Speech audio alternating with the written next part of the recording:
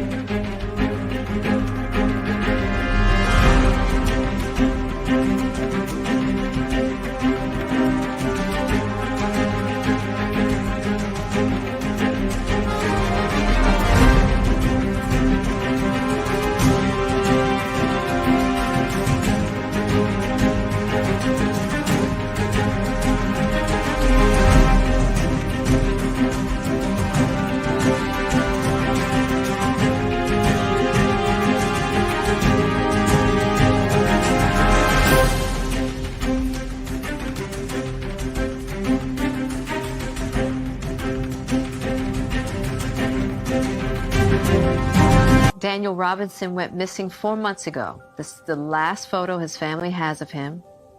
He's a 24-year-old geologist, last seen leaving his job site in Buckeye, Arizona. As the Gabby Petito homicide case garners national attention, another young person has been missing for nearly 3 months, and his family is desperate to find him.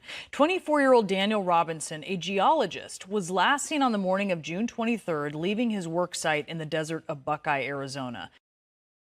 David Robinson had only one thought on his mind as he drove the nearly 1,800 miles from his South Carolina home to Phoenix. I had to find my son. And I'm still here looking for him. Thank you all for coming in this morning. Q&A. My name is David Robinson. I'm the father of geologist Daniel Robinson. My son, Daniel, was graduated from the College of Charleston in Charleston, South Carolina. My son came out here to Arizona to pursue his career in geology. He got here in Phoenix area of Arizona, where he landed his first job. This with Matrix New World. It's also called Matrix Southwest Groundwater. From there, he got hired, like I said, as a field geologist, also called a hydrogeologist. What my son do is he goes out to different well sites located all over the state, and he checked the viability of those wells. What he does, like I say, just make sure the water's producing at least 100 years of water for most communities that built here in Arizona. That's a requirement by law. And also to check the, like I said, the sediments that comes out of the well. On June the 23rd, my son was doing just that. He had went to 2 well sites. He started off with the first one that morning. And from that well site, he moved over to the one off of Sun Valley Parkway and Cactus Road area. What he did is he met this gentleman from a company called Weber. There's another welling company that's here in Arizona. The worker was already at the well site, what I was told, and he met my son out on the roadway. Once he got there on the roadway, my son got in the vehicle. They had a little brief discussion. My son followed the worker to the well site. I was told that they had to drive 1 mile west, and then they had to come to a T-junction area where they would have to go 2 miles north to get to this well site. Once they got to the well site, the worker said that my son and him had a conversation for almost 10 minutes, for roughly 10 minutes. And in that 10 minutes, they talk about the weather, to my son wanting to go back to Phoenix to rest. He decided he wanted to stay at the well site, and my son kind of waved off to him, got in his vehicle where he drove off and was never ever seen again. This worker said that he later decided to go look for my son. Is out of that, or is also I heard that he said my son's job call inquired about him. But either way, he went to go after my son to see what happened to him. Is he coming back? He said he went. He followed my son's tracks. He said he noticed my son's tracks on the ground because it was raining. It washed all these other tracks away. He decided to stay left of those tracks because he didn't want to disturb them, because he knew the police was going to come looking for him, and that this thing would become national, would become big. He got to the T-junction. He said he noticed the tracks went out west when it should have gone east. In other words, he felt that Daniel had made a right turn instead of making the left turn at that T junction. That left turn would have took him back to Sun Valley Parkway. He continued to follow these tracks till he came to a gate. He went inside this gate and he drove another mile or so. Then he got out his vehicle, did a walk around the area, and then he walked up top of this hill. He looked up over the hill to try to find out, see if he could see my son's vehicle from afar. He walked a little bit more, got back to his vehicle, and he said he also mentioned that he painted some rocks red with red paint so he could direct the officers to where these tracks led. That's the story, pretty much what I got from that worker. That's a story he told me once I got here from South Carolina. The story behind me was when my son was told that one of the coworkers came to my daughter's house inquiring about my son. Of course, my daughter, she called her dad. She called me and told me that one of the workers came looking for Dane. She thought it was strange. It was problematic for her. Of course, I'm not jumping the gun. So I was like, hey, look, why don't you go over his house and make sure he's not there? In the meantime, I would make phone calls again. Was making phone calls. Daniel, of course, was not answering his phone. It didn't dawn on me until after I realized the time difference here in Arizona and South Carolina. There's a bit 3-hour difference. I looked at it. According to their time, they say he roughly is gone from that work site around 9 that morning. So, of course, immediately I knew something was wrong. Because that's breaking patterns from Daniel. Daniel do not just leave without letting somebody know where he's going, family-wise. And so, of course, the first thing I wanted to do is put in a missing person report. I was hesitant of doing that because I wasn't here to watch officers who would have to go to my son's home. So I did try to call Tempe Police Department. My son at that time was a resident of Tempe. Asked them, can they do a welfare check to go check and see if he's in his home. Somehow some type of foul play could have happened, anything. He could have fell out or whatever the case may be. We did know his vehicle wasn't there. So Tempe told me they couldn't do it because I told them, also mentioned that he was last seen at the job site. Come to find out the job site was located in an area they called the White Tank Mountains. I didn't know what the White Tank Mountains was at the time. I didn't know what Sun Valley Parkway was at the time. Didn't hear of those two words.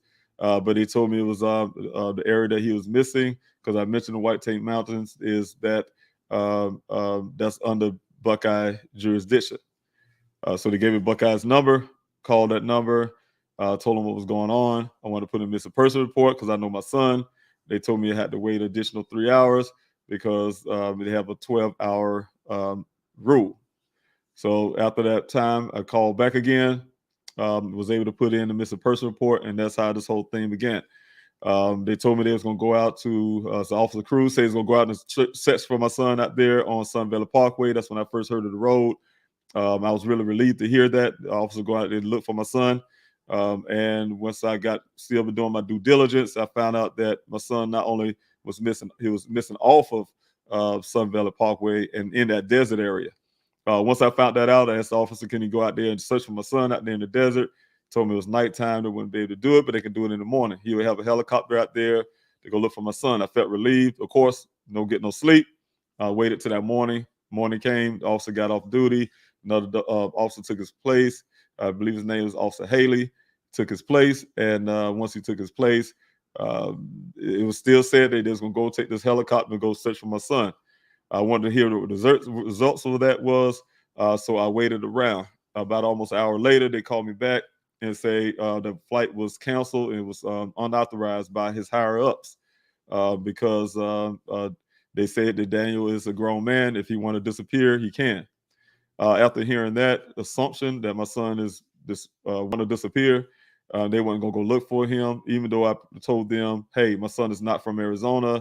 His situation, as he been born with one hand, that type deal. They still felt like it wasn't an urgency to go look for my son, so I had to go do it myself. As you know, I had to grab everything I can, and I threw it in my car and started heading this way to go find my son myself.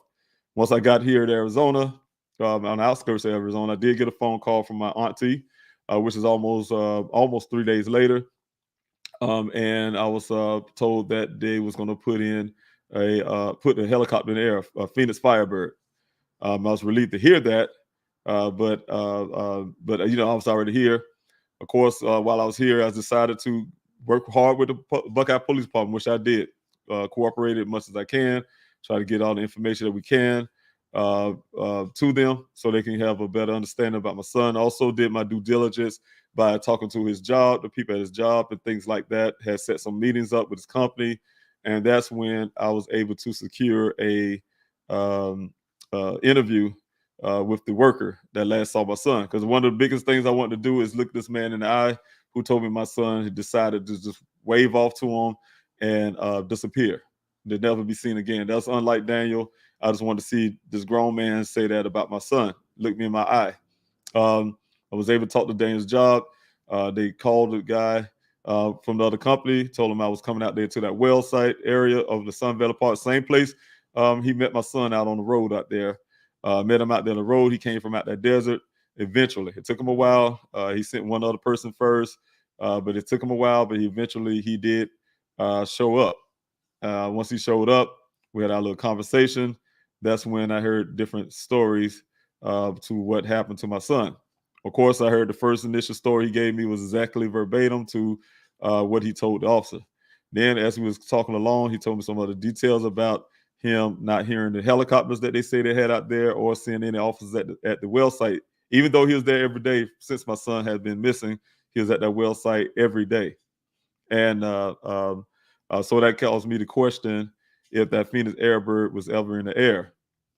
Of course, in that conversation, he also mentioned the stand left to the tracks, and that this thing was going to become big and national, and that he knew the police were going to come looking, and also the thing about the red paint that he been spraying these rocks with. So those kind of stories, that kind of thing he came up with, came along with that conversation I had with him. Also, from that time, of course, the only thing that kept me from my son was that desert. I look out to that desert every day as I come out here, mostly every day as I come out there to the desert on Sun Valley Parkway. I was advised by the Buckeye Police Department not to go in the desert alone. I decided to take them up on their word, even though it was hard to do so. And I stayed out there on that road every day to try to see if I can use my binoculars to find my son. Because it didn't look like it was that. It looked like it was flat from the road, so I couldn't really tell the terrain. But I was really trying to scan the whole area. Of course, the only thing, like I said, kept me from my son, rescuing my son, was that desert and getting in that desert. So I started my own searches, which I was covering the area where the well site where Daniel was last seen. Almost 30 days later, his vehicle showed up. I got a call from the Buckeye Police Department that a rancher found my son's vehicle. They did extensive searches for over 12 of almost 20 some hours out there in the desert. And they spanned so many miles, and they did not find my son.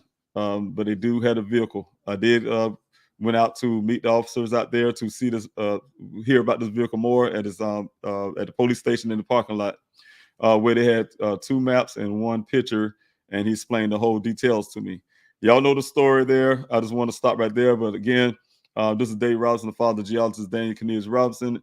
You guys have any questions this morning, feel free to ask those questions. Just don't forget to put the word question there before you ask your question, or put a capital letter Q, or a big question mark, something so I can go down the comment section and see your question. I will be playing this video this morning that I did last Saturday, the Saturday past here. What I did is a walkthrough of what I was told by that worker at the well site that was with my son. I did a walkthrough. I played the role of my son, and I went through this whole narrative based on what he said that my son did. Now, I will be doing that, but first I want to go down to the comment section, and I want to thank everybody who's coming in here to this Q&A. Thank you, Ra, for being here. Ra the Creator, Grand Rising to you. I really appreciate it. Thank you, Sylvester. Thank you so much for being here this morning from Facebook. Thank you, Nancy, for being here this morning from Facebook. I really thank you for coming out from Michigan. Thank you so much. Thank you, sir. Thank you again. Yes, I really appreciate you being here from Minnesota, and I thank you for that. Thank you so much for that. That's right. the Black Fathers Nation. I really appreciate it. You coming in to join on the Q&A. Thank you, Lois, for being here this morning. Thank you for coming from North Carolina. I really appreciate you being here every morning, showing support. Also, thank you, Chapters of Crime, for being here this morning from Alabama. I really appreciate you coming out this morning and spending your time here on this Q&A. Thank you, Susan, for being here this morning. I really appreciate it. God bless you. And thank you, Forever Curious. Hello to you. Good morning to you also. Thank you for coming out again. Thank you, Lakeisha, for being here this morning. Good morning to you. And thank you for all the hard work that you do out there with those flyers. I really appreciate it. Also, thank you, Barry, for being here. All your hard work that you do and everything you do on the background, back end part of the team. I'm really grateful for you being here this morning. Also, thank you, Elaine, for being here this morning. Thank you for your prayers. Matter of fact, I'm glad you said that, Elaine. We will be having the fast and prayer this Wednesday. If you guys want to join in again with us, the fast prayer, I really appreciate it. Some miracles did happen. The last time we all did that together, I had some breakthroughs with being here and things like that. So things did happen. I did get some answers and things like that. So I'm looking for more. I'm looking for more blessings. I'm looking for more from God. You know what I'm saying? I'm really want to petition him to bring a closure to this thing. You know, say we want to find Daniel. Also, that fasting and prayers for other families who's out there who have missing loved ones. I just talked to one last night. One of the people out there, she looked for her brother. And, a lot of other families out there also. So we want to share that wealth, saying I believe in prayer, and I believe in the power of prayer, and I believe in the power of fasting. Even those who don't know about fasting and prayer, if you could join in with us, I don't have a time limit. You guys can let that be on your own conscience between you and God. But I do ask you, if you can, join in so we can do this together in unison. Doing this together. And believe in something together, you know what I'm saying? Because that's a powerful tool. Everybody have the same mind and the same desire, and we working together with that by fasting and prayer. For those, like I say, who don't believe in fasting and prayer, it's not going to hurt. It's something you do to show solidarity, show all of us standing together, believing having one common goal. Fasting helps you also spiritually as well as naturally. So. Thank you so much. If you guys can do that, the fast and the prayer, I really appreciate it. Thank you again for putting that up there. Praying for you, I really appreciate it. Thank you so much, Elaine. All right. Also, I have Esther here this morning. So thank you for being here, coming on the Q&A this morning. I really appreciate it. I'm happy to see you here. Thank you. Also, I have Chapters of Crime. Thank you again for being here. Shiro's Nation, thank you so much for being here. And also thank you, Jen, for being here this morning. Jen Sloan, thank you so much. Thank you for continuing your love and your wishes. Thank you so much. Thank you, Kim, for being here this morning. Good morning to you, and good morning from YouTube. Thank you so much for coming out and reaching out here. I do have a question, but again, like I said, I will be playing this video shortly. It's a little 30-minute deal, so I'll be talking through that. And also, I will come back to more questions if you all have questions. If I miss your questions somehow, please forgive me. I will start off with this question, but then I will go to the video so I can go through the video of that timeline. And then we will come back to the questions and stuff. I'll come back down the comment section. Like I said, if I miss your question, please ask them again. But also, if you can, just like how Chapters of Crime done here, you can put a capital letter Q there, followed by your question. That helps out. Or if you put the word question there before you ask your question, or a big letter question mark there, things like that, that will help me find your question as I'm coming down. But I do want to say real quick, I'll come back to that. Thank you, Gina, for being here. Thank you for all your hard work you do in the back. Thank you for coming out to the searches. I want to appreciate it. I want to say that again. Thank you so much for coming out to searches this Saturday past and being out there to help on the line search. So thanks so much. Sending love to Enlight. Thank you, Jocelyn, for being here. Mary, thank you for being here. I really appreciate it. Also, thank you, AP, for being here. But I want to go back to the question and say I heard there was an issue with a woman, Daniel, right before his disappearing. Any knowledge of this? Well, I don't know if it's called really an issue, but there was she's in that report. So she's a subject of that of this whole matter.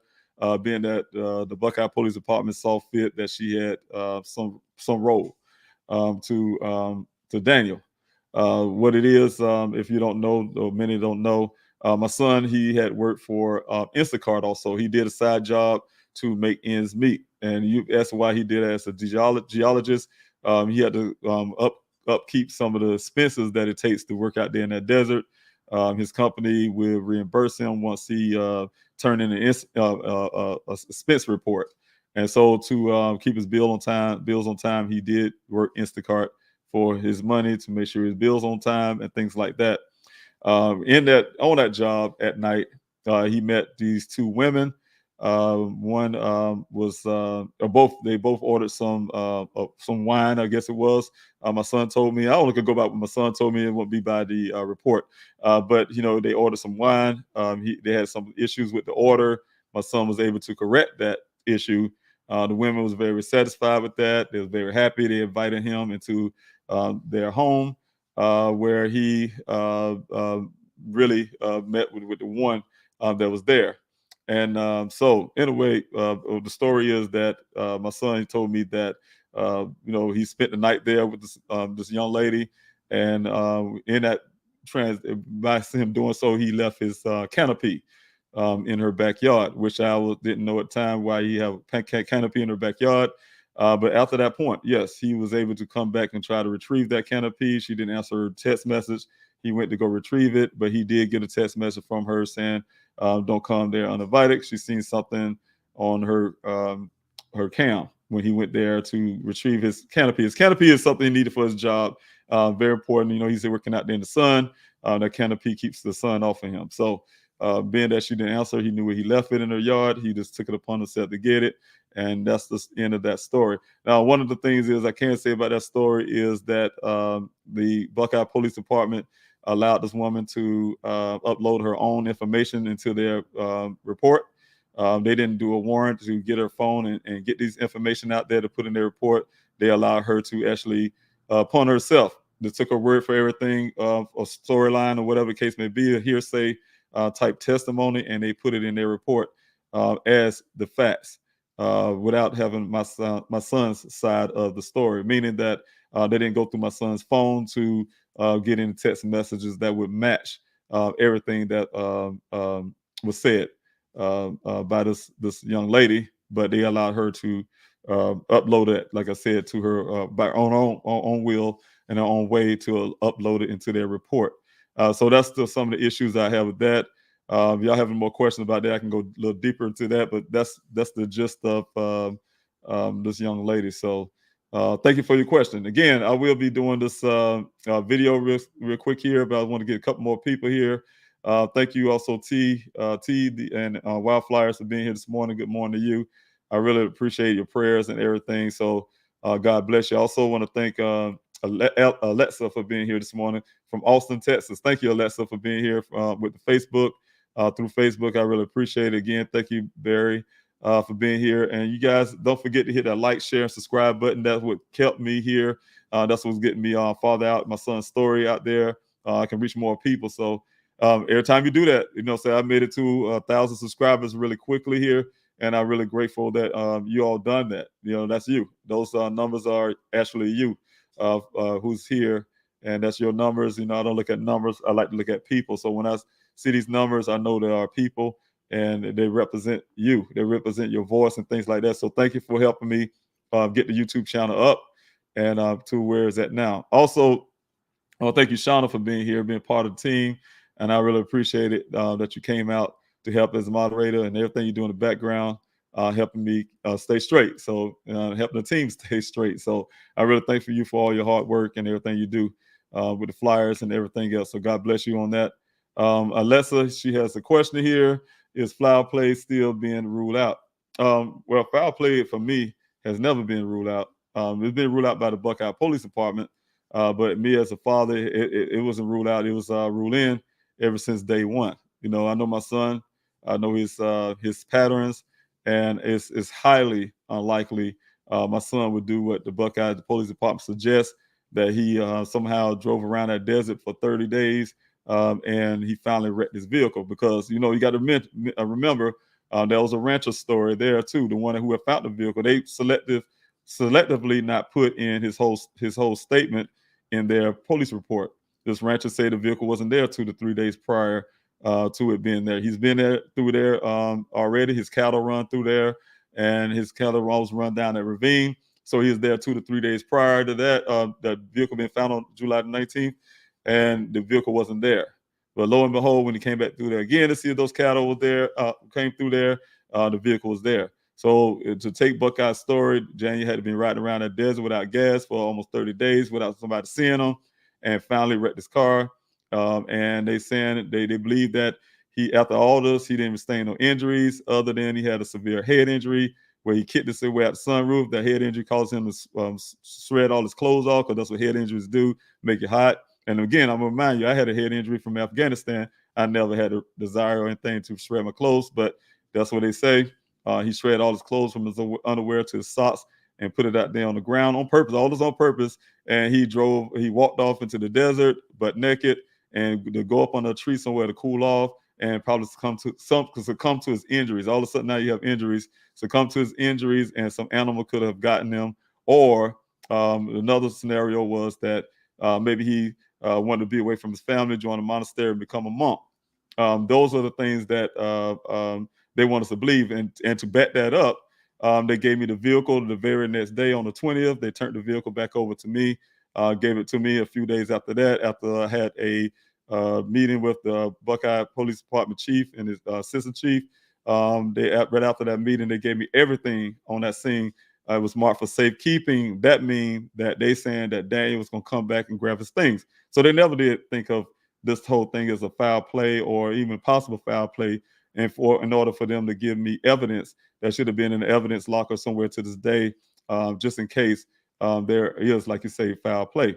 So they didn't have any intentions of that, and it's still that way with Buckeye Police Department, but it's not that way with me as a father from day one, because I know my son. All right, thank you so much for your question. All right, I have Gwen here. Thank you, Gwen, so much for being here this morning. Thank you for all the hard work you do and everything you do, and I really appreciate you from the bottom of my heart. Thank you for taking your time to be here and all the efforts and work that you do. And I know it'll take a lot on your behalf. Please continue to share Daniel's story. The Robinson family thanks you all for your continued love and support, and that's the truth. We really do. And I'm really grateful for everybody here. I love everybody who's here who support, and thank you so much for being here this morning. Esther Levy has a question. What time did the coworker knock on your daughter's door? I don't know the exact time, but it was sometime that morning, I guess, or no, it was sometime that afternoon. I want to say not the morning. It was. That's why I knew the time was a little too far for my son to have been gone over 6 hours. That's not like my son to be able to be out somewhere without saying anything. But I'm going to get to this video really quick here, so we can have this time to share. But I want to go through a couple more questions. But to answer that question, it was sometime the afternoon, late after 12. So thank you for your question. It was one coworker who remembered where my daughter's apartment is that came by. I think he came by in the past with Daniel to see his sister. So that's how you remember, from what I understand, where she lived. So yes, thank you for your question, Esther, and thank you for being here this morning, showing up here this morning on this Q&A. Thank you, Elaine. Thank you for sharing. I really appreciate it for everything you're doing on Twitter, and also here on Facebook, showing up here on Facebook. So thank you so much. Thank you. Well, I get it. You say about the craziness on Twitter. I've been hearing some things. So you guys, yes, you might see some things out there in the comment section. I don't get the comment section too much. Like I told you, that's the reason why when I come down this comment section, I ask you guys to put the question mark there and things like that. That way I can know it's a question. But there's some things we're going around. I'm hearing in the comment section, and we're looking into those too. So thank you so much, Elaine. Also, I have a question here from Kim. Thank you, Kim, for being here this morning. Mr. Robinson, has the company that Daniel worked for help with the search or anything? Thank you. Well, yes, they had workers that come. I don't know if it's like I keep saying, it's a work mandate that, hey, the boss or the owners say, hey, we're going to have you all go out to help the father out there search on his searches. But they did have at least about 7 of them show up at the beginning portions of my search. From the day I first started my search out there, they were out there to help out. They stayed there for at least a month or two, about 2 months in that search, coming out there to the searches. And since then, they have dropped off except for one. Daniel's supervisor, immediate boss, he comes out every so often to this date. He'll come out sometimes to help. As in searching for Daniel, the only search I ever heard anything similar to a search is when that coworker came knocking on my daughter's door, inquiring the location of Daniel. Other than that, there has not been any efforts from that company to go out there in that desert to look for Daniel. They didn't provide any assistance, as in helicopters and things like that, before I got here to Arizona. So no, they did not do any type of searching out there other than coming out. Some of the workers, I don't know, like I said, it was a job mandate, or some workers got together and say, hey, we want to go help that father out and come to some of his searches. So that will answer the question. But I'm going to jump to this video really quick here, you guys. I do have one more question I'm taking. I have to take this one. And after I have this question, I will go ahead and play the video, and I'll talk through the video after the video is over. And then we'll go ahead and come back to the questions. And if I miss your questions, please ask the question again. You can do like Keisha here. Put the word question there first, followed by your question, or you can put the big question marks there. And like Kim did on the other one I just came from, and followed by your question, or a big capital letter Q something that will let me know that you have a question there. Thank you, Lakeisha, like I said, for everything you do. Was Daniel already in Levine when he got the Instacart order or for the wine? I would assume he had to be, because Levine is a different place from Tempe, and is also a different place from Phoenix. So for him to be in an area like that, yes, he had to already be there. I don't know how Instacart work. I really don't know the ins and out, how you really do you have to stay in one sector, or you have to stay in one city. I really don't know how that worked, but if he had to deliver there, that's the reason why he would be there. I guess he was working in that area. So a lot of these cities here, as you know, Lakeisha, a lot of these cities here are joined together in the sense that right next to each other. You just drive into one. You wouldn't know that you go through a traffic light, and another side to Tempe, for instance, here from Phoenix. So I really don't know how really, like I say, Instacart works. So I really don't know how to really answer that one, if he was already there or not. So I will be looking into that and get those answers. That's the reason why I'm getting the forensics work done on his phone and things like that. That would determine and say a lot of places that Daniel have been and what he was doing. So, and also Instacart. I've been imploring the Instacart to try to get information from them. It's very hard. I can't get them to budge, but I'm going to keep trying to get all the information I can. So thank you so much for that question. And again, you all, if you can bear with me, I'm going to play this video. What it is I did a walkthrough of the story from the guy at the well, the worker. I was out there Saturday. Did it one time before. Some way the video got deleted. I'm trying it again, and I went out there after the volunteers left. I had the searches on the Saturday. Very successful search. When I say successful, meaning that I had enough people to do a line search, a really good line search. The people out there worked hard that morning. The sun did come up, but God blessed it. We had a nice cool breeze that was blowing through, so that helped out a lot. But we did cover a lot of ground. We covered out the area that we really wanted to get touched. We do have more of that area to search next time.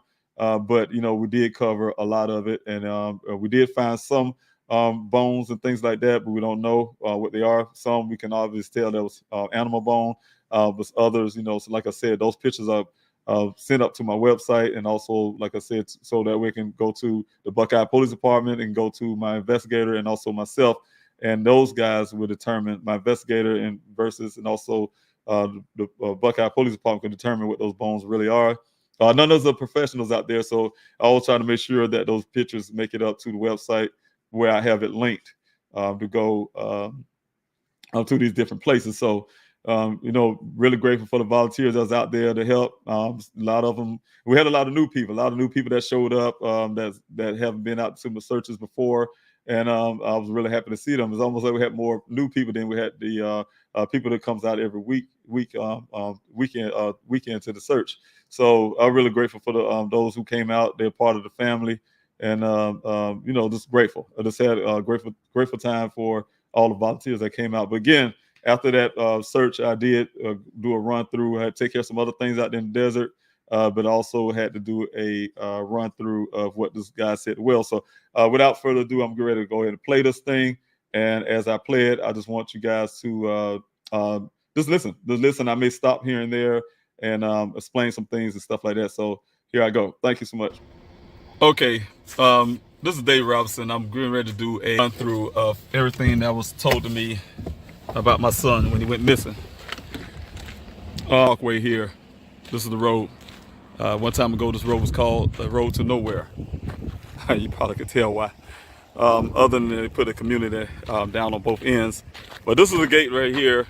This is where we have our searches. I have that sign there. I'm getting ready to take that down once I'm done here today. This is where we come in. That's the Cactus Road sign there on the road there. We use that as a landmark, but actually we come in this gate here. So this is the gate here. But anyway, my son came here, supposedly. This is a story. He met the gentleman here. The only guy that seen my son last at the well site, he met him here at this gate.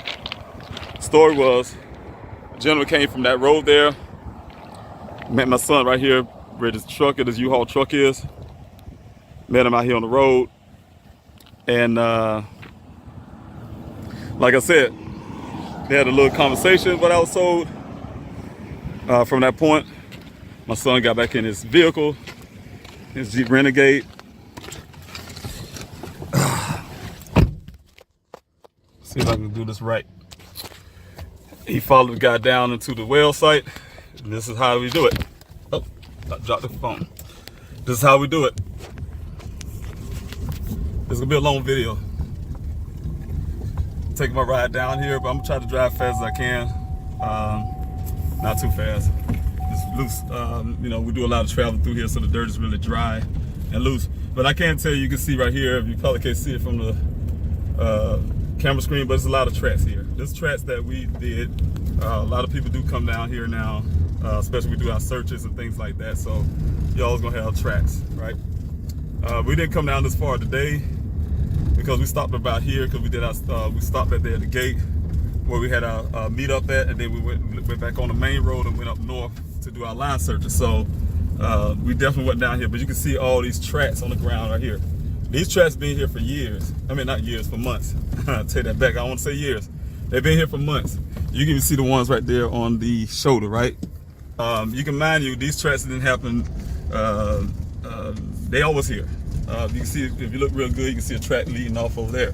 These tracks been here for months. Every time I come down here, you always gonna see tracks on this road, right? Whether it rain or whether it don't rain. Even after the rain, you always gonna have these tracks on the road. So you know where I'm going to. I can't tell you over here to the right here, it's a new well site they putting in. All that wasn't there. They just really starting this new well site there. They already had put one previously. It's another one really closely out there now working, but they did one closer to here. I'll come up to it shortly. But this is the road. You supposed to travel like a mile down here west. What I'm doing is going west right now. Down this road here. All right, into the desert. We're going farther and farther into the desert. So, again, I am doing the storyline of what the guy at the well told me, not what he told Buckeye. You know, what he told me with the two witnesses I had. Said my son followed him down here, so I'm playing the role of my son. So I'll be playing the role of my son, and I will be going down here where I think it happened, exactly how he told me. All right, but I'm gonna point out some things as I'm going, like this right here, this area over here. You probably can see it. That's the new well site they're putting in. That's the first one they did recently, and the one I showed you a while ago, that's the second one they're doing on now. But this is that's a well site that they just completed. But anyway, we're going to the well site where my son was supposedly last seen. Now, mind you, you look at the road as I'm traveling, you see all these tracks. We did not make these today. These tracks been out for weeks. So we got some bovines out here, so you can see some cattle. I saw them when I was coming up. Bighorn cattle, they out here in the field. One right here on the shoulder of the road. We got like a whole herd of them to my left there, but this is one I got to watch out for them because they will attack and tear up your vehicle. So he's really nervous right now. I'm not gonna mess with the big fella. But anyway, he's probably wondering what I'm doing. But they got him out here, so we have to be careful with that. I tell the volunteers we're out here searching. We stay out of their way, they definitely stay out of ours. They try to get away. The volunteers and myself, I haven't seen none in a while. But anyway, what I did is turn left. What I meant to say, I just turned off to the right. I meant to say I turned off to the right, and this is that was a mile down, and I just turned to the right. I kind of missed where that cattle was sitting on that corner. I just turned to the right, and now I'm going up towards the north, up towards the well site, right? And it's supposed to be 2 miles from that point up here. Now, I should have looked at the mileage right here. This is the mileage I got here, where I'm at now. And then I'm gonna put the mileage down when I get to this well site. See if that's 2 miles, right? So it's a little ways up. It's up and down, so you can see this camera bouncing all over the place. But I'm trying to do my best. I don't like being out here in this desert by myself. You know, a few people know I'm out here.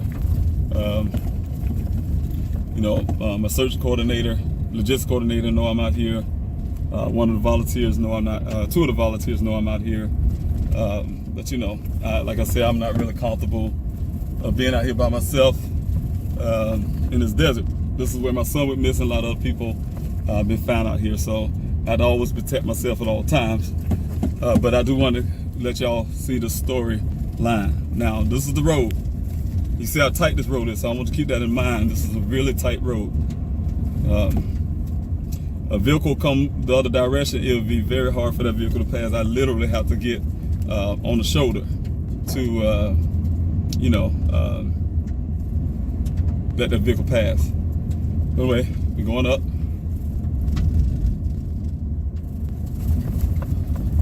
All right.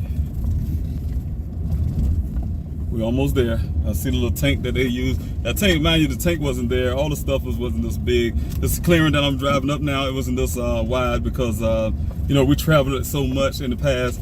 Of course, the dirt, the road get more defined, and, the vegetation's not there, all that kind of stuff. So,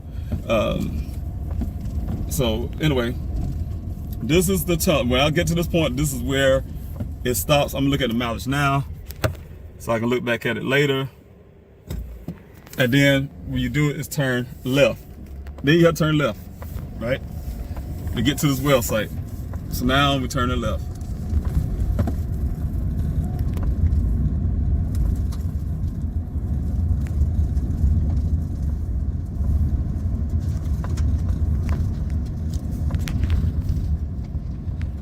All right, this is the well site.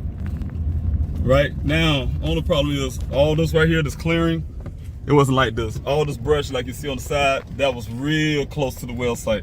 But this is the well, right? They say my son was last seen that. They didn't have this tank here, the tank wasn't there. And that's why they cleared this area, because they was bringing this tank in.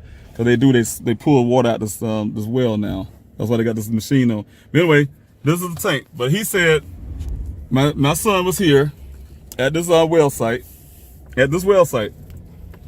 and his story is that they had a brief conversation at this well site, roughly 10 minutes. My son was staring off into the desert. Now you see all this brush, and I'm gonna tell you, now, like I told you, all the stuff that you see right there, all this clearing wasn't here. It was really close to this well site. They just cleared this area. But if you look at this in the summertime, it's green, and he said he was staring off into the desert. Where he was staring off to? Bushes?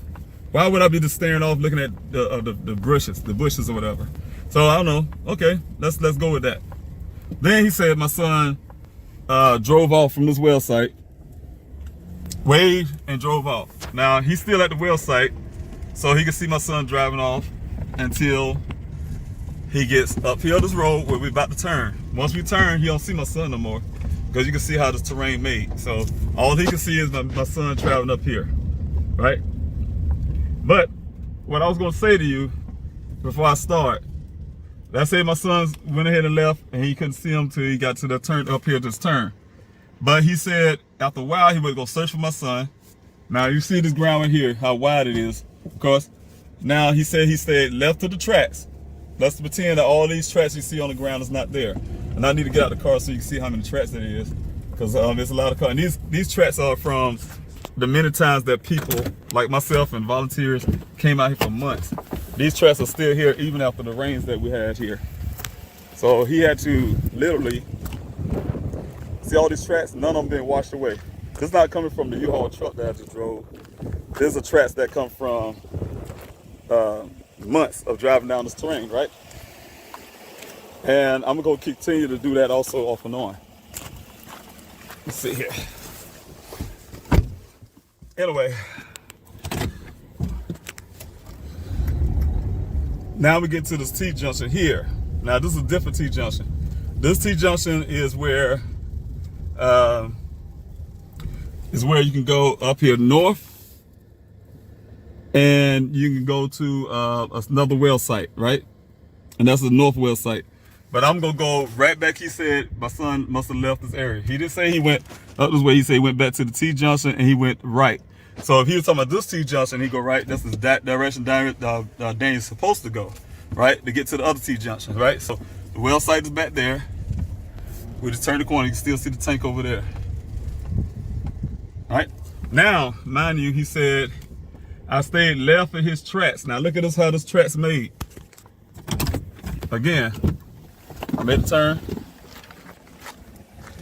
Now if he's stayed left of the tracks, I was trying to figure out how he stayed left of the tracks. He said he some reason he wants to stay left of the tracks of Daniel's tracks, right? And I'm gonna tell you, you can let the orientation of my vehicle, even if I'm over to the shoulder to the side over here. Even over here, another vehicle would not be able to pass right there to both sides. So to stay up to the left of the tracks would be kind of nearly impossible. And the only reason why you got tracks all over the place because we just drive all over the place when we come up this thing. So nobody, you kind of just stay in the middle or wherever you want to, however you want to drive it, right? So again, he drove down. He said, "Hey, I followed his son." And I stayed left to the tracks. I don't know how he did. He said I stayed left because I didn't want to disturb the tracks, and because if I didn't want to disturb the tracks because I know the police will come looking, and this thing is gonna turn big. It's gonna go national, right? So he stayed left of the tracks. I'm trying to do the best I can to stay left of the tracks, right? Really meaning that I'm really covering some of that other track on the other side because it's like I said, it's not wide enough to go all the way over to try to. Go left of tracks. And mind you, I told you this place wasn't wide as this either, because they just really started scraping this area again and widening this road for they bring these new wells in. So it wasn't as wide either. They really just did some digging to try to widen it up a little bit more. But it wasn't like this either. So it's even tighter. It's even narrower back then, last summer. But let's say he said all of this. He kept going. By the way, oh no, I just already passed it. But he kept going, stayed left of the tracks because he didn't want to disturb them. Now that means all this other tracks that you see on the ground, it was gone. That's how you knew it was Daniel. So he claiming, right? So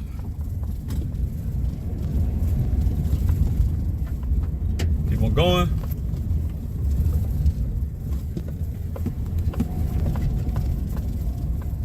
Oh, let me back up real quick. By the way, right here is, let me back up a little bit, if I can.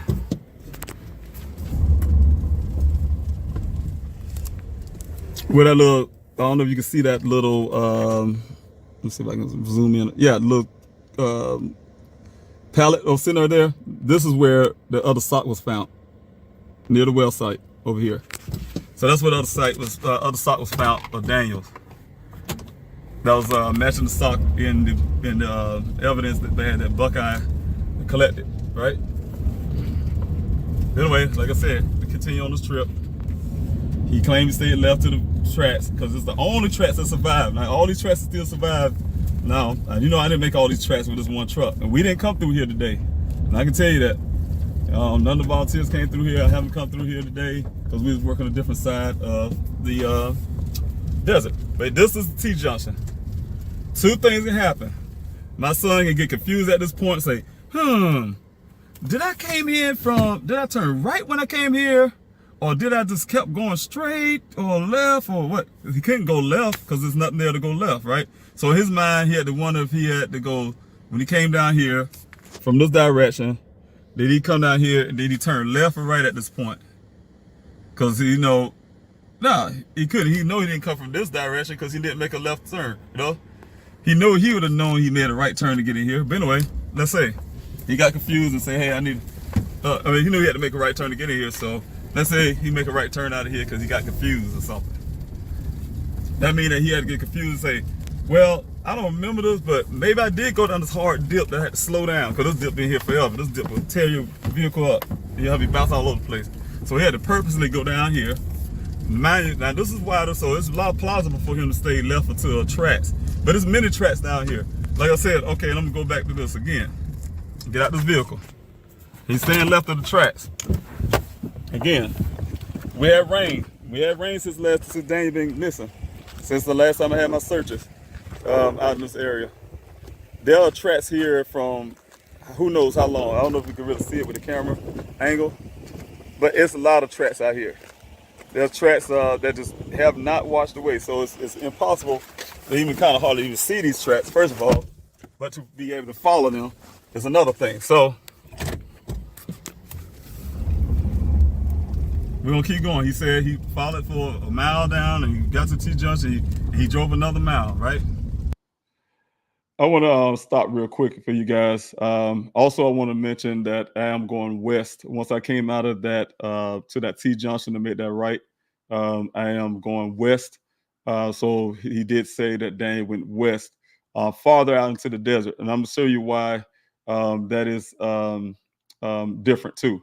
If you guys pay attention, I'm gonna stop the camera again, and I'm going to explain that to you. But yes, at this point, I'm going west. Follow these tracks.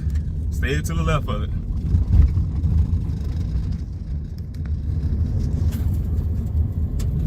There's some more people out here in this desert. I've seen them on their little razors and things, so kind of watching out who's who and who's out here and things like that. So, but anyway, he said he drove for like a mile or so. So I get it. Get down, try to get a mile in.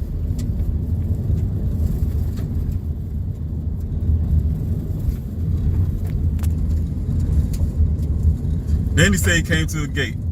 He said he went through this gate, he unlocked this gate, he went through it. This is the gate that I can think he's talking about.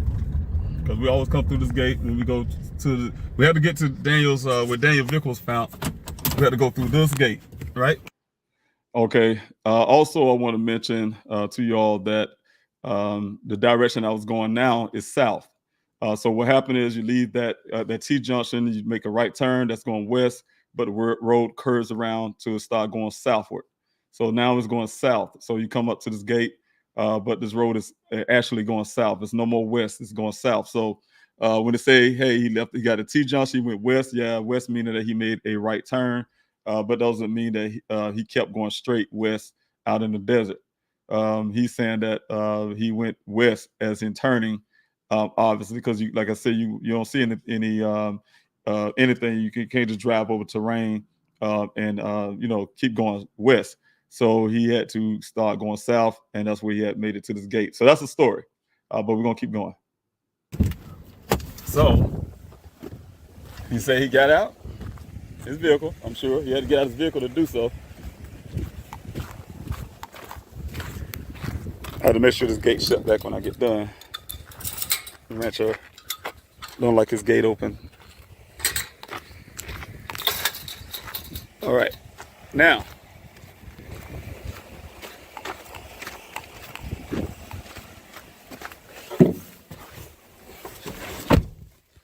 okay, continue on.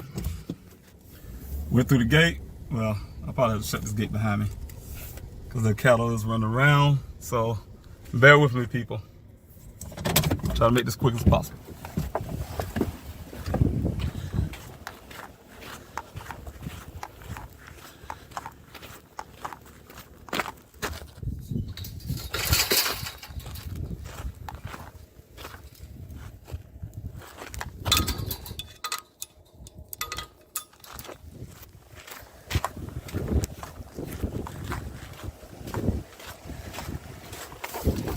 Okay, now, all right, continue on our journey. All right, now, he said he drove and get through the gate. He drove some mile, another mile or so down the road. I think he said a mile or two. Remember, he's still staying left of these tracks. Even though all these tracks are here on the ground, I don't know if y'all can see them. I can clearly see them. I don't know if the camera's picking them up, but I can tell you there's so many tracks there, it would be kind of hard to determine which track is which. But somehow, all these tracks has been washed away, and Daniel Tracks is the only one that survived, right? So, I don't know if the camera picking these tracks up, but I can tell you there are multiple tracks. I'm going to get out real quick to prove that point before I go disturbing these tracks. But these are tracks right here on the ground. Again, you see tracks all over the place. These tracks are because people travel through here all the time. These tracks do not get washed away from the rain. Again.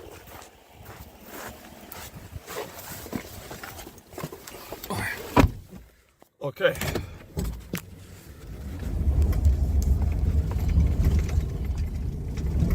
Anyway, he's traveled, and this is the power station I was telling you guys about.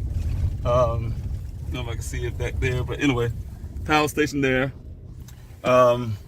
which I know is an infrastructure, and I always felt like I was going to understand why, with an infrastructure that size, they do not have cameras.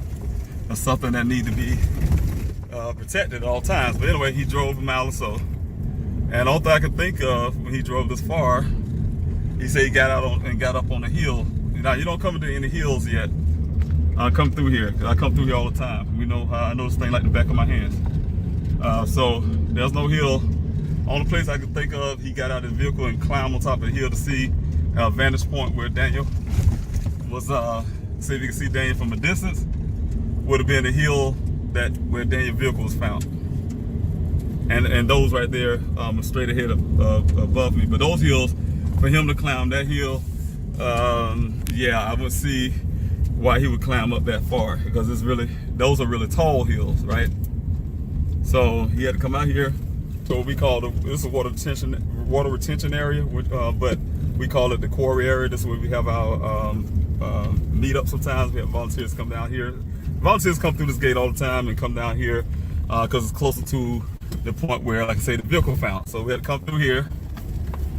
So I'm going pretty much the same direction that we'll have this safety briefing. But anyway, he said he did a mile, so I don't know how much a mile. I probably already passed a mile or so.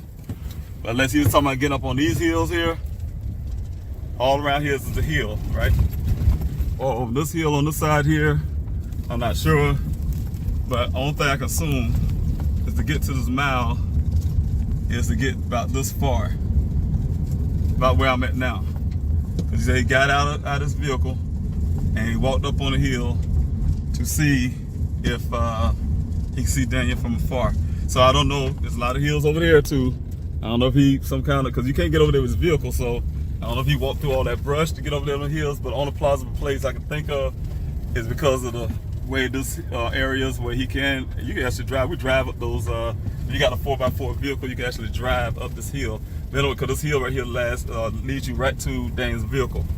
You can't do it with a truck, and I ain't gonna try it because I tried before and got come right back down the hill. So this is a two-wheel drive. But I can't go up that hill, but I would walk up there and show you the crash site again. But the crash site is right over that hill. I'm trying to turn the vehicle around because I don't like the position I'm in, in case I need to get out of here in a hurry. But you have to go up this hill up here to get to Daniel's vehicle.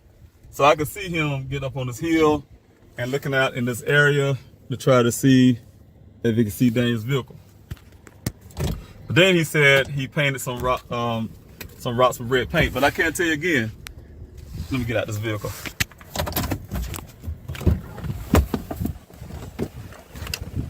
Daniel's vehicle was found right above up that hill up here. I want to mention one other thing to you guys. That tracks that you see up on that hill, that wasn't there when Daniel's vehicle was out there. It's another distance away from that hill. Once you go up the hill up there, I would say is about 800 or so feet from that hill is where the ravine is, where Daniel's vehicle was found. But like I said, traveling up that hill like that, that wasn't there. None of those tracks was there. That was a way that the Buckeye Police Department went to the scene.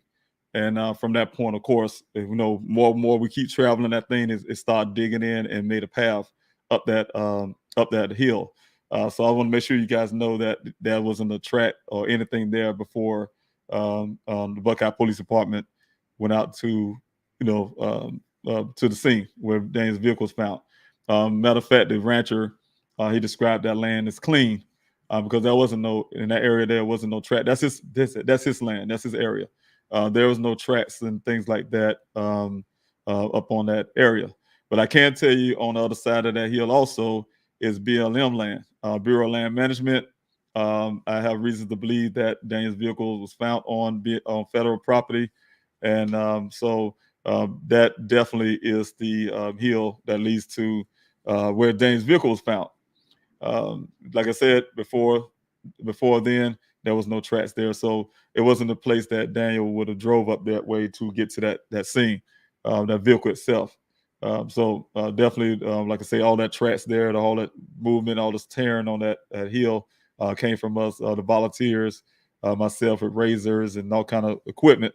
We ride up there to get to that scene a lot. So I just want to mention that. On the other side of this hill, I would go out there as a little farther than that hill once you go over the hill. But like I'm saying, for my safety today, I don't have a spotter or anybody with me. And things, I just don't do desert out here by myself. So I walked out there before and I did a live out there by myself. But today I just don't have that energy and that thrill to go out there and go out into that site by myself today. So just wanted to show y'all that. That's his drive-through, pretty much. Unless, like I said, he went over there to this area. I'm gonna turn down this road because there's another way I can get out. Unless he came from over here somewhere. And like I said, if he got out of his vehicle and he wanted to walk way up down the hill over there, I can't see how he did that. He had to go through. Well, we did line searches over there, but I'm saying you literally had to go through all that brush. If you can see all that greenery, that's a lot of brush you have to walk through. And that guy, I don't know. He might be more energetic than me, but that dude's some little trail right there. He must, unless he went over there that trail and then walk way up there to that vantage point. Look, I don't see what he meant by that. Or if he came up here to this vantage point, and some reason he called us a hill, walk up on the hill. He stopped down here and he walked up this point and then look over here to try to see if he see Daniel. The whole point is, this is not far from where it's only 3 miles, about 3 miles from the well site where Daniel was last seen. Now, only about 3 miles. So it wasn't a big significant type deal. So I can't say that much. Okay, I do want to add also for you guys, if you can see how the vehicle is jumping around, right? I'm holding the camera steady as I can because I'm holding it with my hands. So of course I would be a little more steadier than just having it mounted on the vehicle. If it's mounted on the vehicle, you'll see all this jumping around with the camera. So just having it in my hand and made it a little more stable. But I can tell you, just riding on the road that been created by people constantly riding back and forth right through that desert is rough. You get to bouncing around and things like that. The volunteers will tell you it's not just a smooth sailing type deal. Could you imagine if we listen to the story of the Buckeye Police Department to say that Dane's vehicle got up to 30-some miles per hour? It did get up to the speed before the crash, right? Before the airbag, that's called the airbags deploy. But you can't say it happened there on the terrain. That's what my investigator was saying. It was enough distance for that vehicle to be able to do it. And also because of the terrain. Could you imagine me with that U-Haul decide to leave the road right there and start riding up all that brush and everything, those dips and dives and those ravines and those crevices and all that, and I can get that U-Haul truck somehow up to 30-some miles per hour? It wouldn't happen. I can tell you guys that. We tried it with razors. We tried it. These are vehicles designed for that terrain, and we couldn't get those vehicles up to that speed. So, but they have you to believe that the crash happened, the initial crash happened at that ravine. So you guys need to know that. I just wanted to put that out also. That been put out. But anyway, I'm going back to the front. I'm gonna do some more other kind of some more type drive-through deals. For now, I really thank you all for give me the opportunity to do that. I just wanted to try to make some sense of this guy's story. Like I told you, it'd be nearly impossible to stay to the left of those tracks, like he was saying, and you know, and then it's also impossible to say that only his tracks, all these tracks that's out here in this desert got washed away, and only thing that survived was Daniel's. I was just out here, just leaving out here the first time, and I went to go check something else out earlier, and I passed by some people on razors and stuff out here. This is Easter, the Passover or Easter, some people call it Easter or whatever, holiday, and people out here, I couldn't get a razor today. I couldn't even get a razor because people renting them out really fast, and I needed that for the volunteers today, but I wasn't able to get one because they ran out. But people out here using their razors and stuff like that because they like to joyride and all that kind of stuff out in the desert. So I did run into some people, and like I said, let me stop again. I'm gonna do this one more time just to prove my point. I hope this camera can actually pick this stuff up, because I just want to make the point I'm making is, I don't believe this. You notice my son's tracks. Out of all these tracks that's on the ground, you notice my son's track. These are tracks right here, all the way off the ground, and they have never been washed away. And I'm telling you guys, I come out in the desert all the time, and I see tracks from people, I mean, who probably been out here months ago. Tracks we probably made months ago. You go on the ground to see these tracks still here, and you know, it's impossible to have tracks that he's saying is somehow, you know, washed away by water. And then the funny part about it, like I said, it don't rain like that here in Arizona. Not this time. That's a significant rain since November last year, and so it's no significant rain, first of all. And then when it did rain during the winter time or whatever, these tracks are still here. So I don't believe that. I don't believe that story, not a little bit, about my son's tracks. Now I can remind you, I'm gonna go one more place, one more time, one more again, to an area that I want to say real quick so I can get out of the desert. I need to get out of here really quick. It's been 30-minute video. And what I would do is start at the T-junction, because I want to see which is 2 miles. I think I forgot to put the mileage down for the first time I went through. And I said I wanted to show you all the mileage. 1 second here.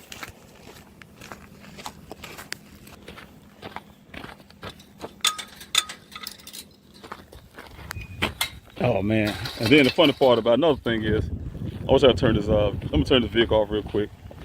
I want to see something too, let y'all hear something. How quiet it is out here in this desert. Very quiet. Let's see. Okay, I'll shut this door.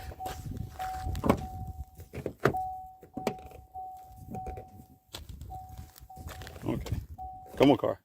All right, now I'm gonna be quiet, and how quiet it is out here.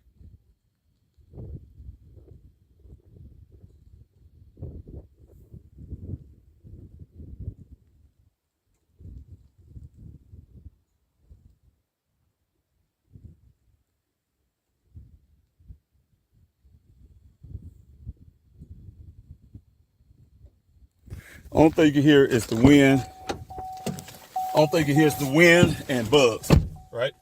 And you can hear things far off. Well, this guy at the well, last guy to see my son, he told me that he was here at that well site when the Buckeye Police Department said they was doing their, they told me they was doing their, they did a search for my son with a Phoenix Firebird helicopter. And they came to the well and they did an extensive search for my son on, it was June the 26th when I got here in Arizona. They put on 25th on their report, but I have got June the 26th when I got here, because I remember when my auntie called me and told me they said they was gonna put a Firebird helicopter in the air. So how quiet it is, I want to show you how quiet it is. And you tell me this guy said to me that he was there at the well site. He was there. he was there at the well site when the day they're supposed to be doing that. He was working that day, and I said, oh, okay, good. That means that you was here when the Buckeye Police Department came to search the well, and they had the helicopter. He said, I heard they're supposed to be doing something like that, but he said, I haven't personally seen in the helicopter or them come out to the well site. So how can you not see that? Or, you know, first of all, if you haven't seen them at the well site, you at the well site, they didn't come. So that's a lie. If, you know, they want to believe everything else he said, I believe what he said too on that then. And also, how quiet it is out here. It's nearly impossible not to hear a helicopter in the air. A Firebird, I mean, to me, Firebird sound like a fast helicopter, a real powerful one or something. It don't sound like some little drone or something, like a drone or whatever. It sound like an actual helicopter. So I'm sure it made a lot of noise if they was looking for my son. I know they was looking for a guy in my neighborhood, went missing, and that helicopter was flying around the house in that area. We're in the house and we can hear that thing sound like the helicopters just really, really out. You can hear them out there. So they make a lot of noise, and it's impossible for those guys, if they did that, didn't do it. But let me turn this camera to mileage. And they said it was 2 miles to this junction. I'm back at the T-junction. I'm gonna do this one more time and I got this desert. All right, this is the T-junction. My little son came from that direction, and he had to make a right turn right here to this guy to get to the well site with the guy, right? So I'm gonna start with this mileage now. It's what's that? 12340. All right. Now we're going back towards the well site again, but this time I'm not going to the well site where Daniel was found, last seen him at, but I'm going to the one where that's north of that, right? North of where Daniel was last seen. And the reason I'm going to that one because I want to see the mileage. It is if that's 2 miles, or is the mileage to the well site that he was last seen is the 2 miles that they're talking about. Because I'm really confused, and I really have suspicions about which well they trying to claim that they was at, right? So I'm checking the mileage. The only thing I can go by is the 2 miles. 1 mile down and 2 miles up. And also the fact that I checked the second well site that's north of what I'm going to, and there's something on the bottom that need to be checked. There's a lot of debris there. Somebody dumped a lot of dirt down in that well. So I'm going to, all right, I'm trying to move fast because I want to get out of here. I want to get out this desert. I'm tired, need to get back. I had to go have a city distribution this afternoon at 3:15, and I have to get back. So, and I'm hungry, very hungry this morning, today. All right, but we almost there. I'm gonna mark the mileage for the turn to the first well site again to make sure I'm right. And I'll just look at the video and I'll get the calculations later. I can't calculate while I'm doing this, but I'll calculate it. You guys can calculate it while you're watching this video. All right, let's see. So I don't go by what people give me story-wise. I came on here from South Carolina, and the only thing I can do is go by what people told me what happened to my son. You know, the storyline. All right, this is right here, the T Johnson right here that goes. So look at all these tracks. If you look straight ahead, all those tracks on the ground still. I hope for the smoke get there. All those tracks never been washed away. I haven't been up that way yet. And this is where the tracks that leads to, and they on the ground here. None of them been washed away. All these tracks been here for months. But that's to the well site. If I go there, we'll go back to the well site. But here's the mileage. Now we're at 12340, right? That don't seem right, but anyway. Something weird about that, but anyway. Seems like it stayed the same.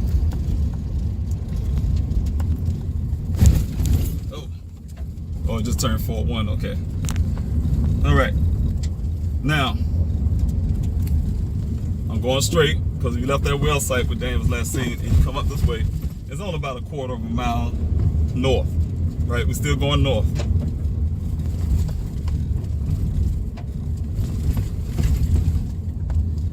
But you see, I can say, hey, I'm gonna stay left some tracks on this road.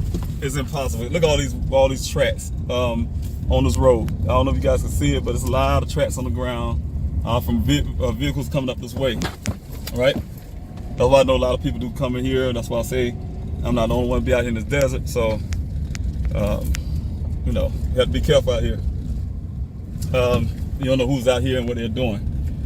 But I'm I'm here. Came up, now I'm up to this other well site. Oh man, it's bumpy. All right, this is coming up to the other well site. Now I want to get the mileage to this one. Let's see what this mileage is. All right, this other well site that I had checked, the one that got the little debris on the bottom that I'm suspicious about, but let me see the mileage. 1, 2, 3, 4, 1. All right, so I'm just trying to see this 2 miles. Well, I'm gonna see if the miles match up. Maybe it's less than 2 miles and they say call it 2 miles or what, but I want to find out.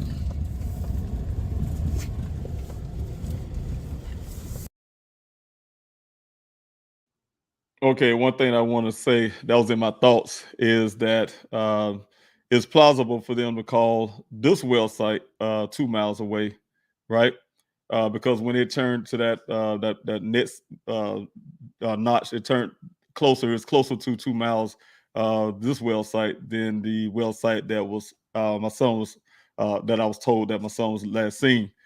So when I look at that over again, this whole footage, yes, for me it's plausible that this is actually the well site where my son was last seen, and not the one that we call the one that he was last seen. Again, even with that, if you guys around the area right there, the area is exactly what it was all the time. There's no, you see the vegetation around there. There's no place to even stare off of the desert. Also, that this well site here. Like I said, that's what he told me. 1 mile west, when you come off Sun Valley Parkway, then you go 2 miles north. And you can almost imagine, you saw that meter didn't change much at all once I got to that junction where it should turn off to go to that first well site. But if I would go straight, it says the same. Well, we changed a little after I passed that junction. But if you was to go a little farther, when I went around the circle right here, by the time I started making the bet, that would make that 2 mile mark. So that's what I was going over the other day, and I was saying, hey, that's kind of strange to me. They say 2 miles. 2 miles would be more plausible to the second well site than the one they originally told me was my son. So I'm looking into that also.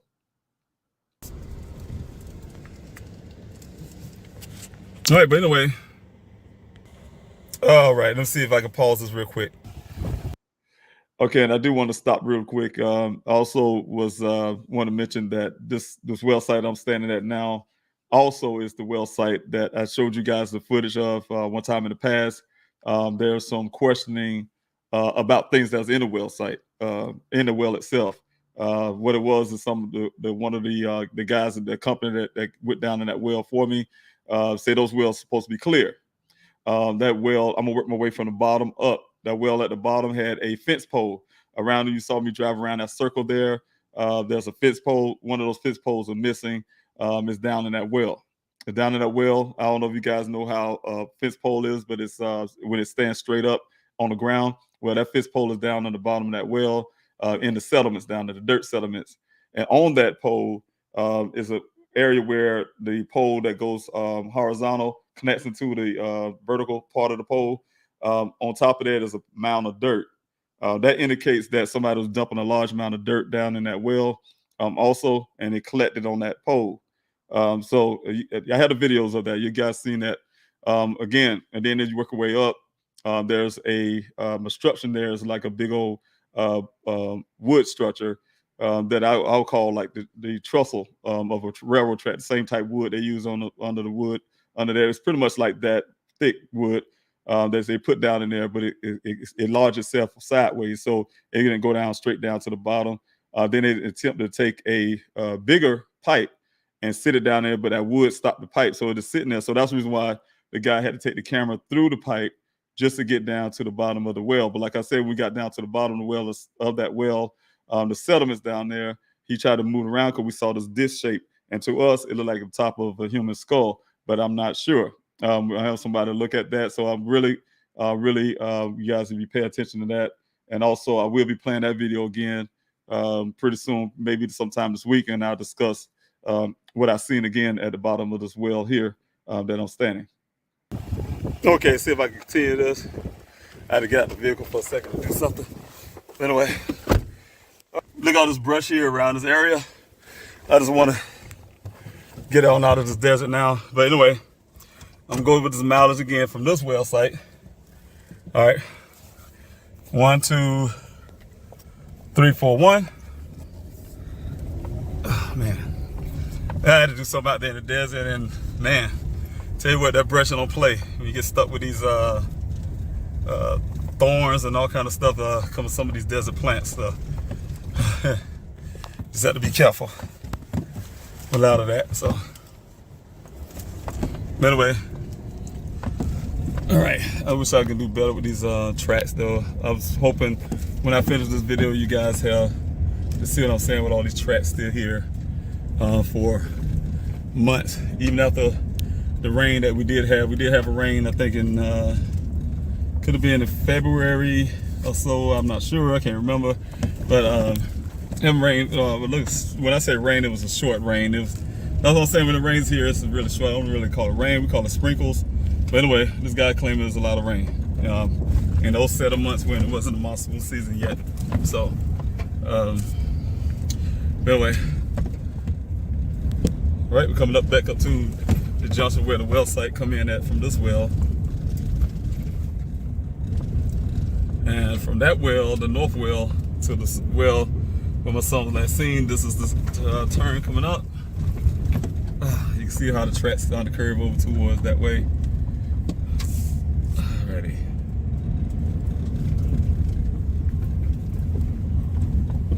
And that's the well over there. You can see the little orange tank there.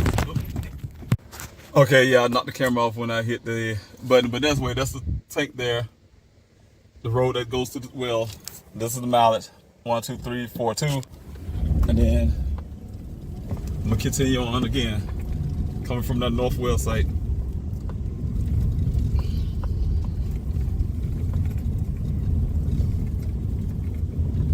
And I'm out of the desert. Once I get finished this, I'll be out of the desert. Get on out of here. Get ready for you guys who coming out to the city distribution. Tired, but you know what? My son is worth it.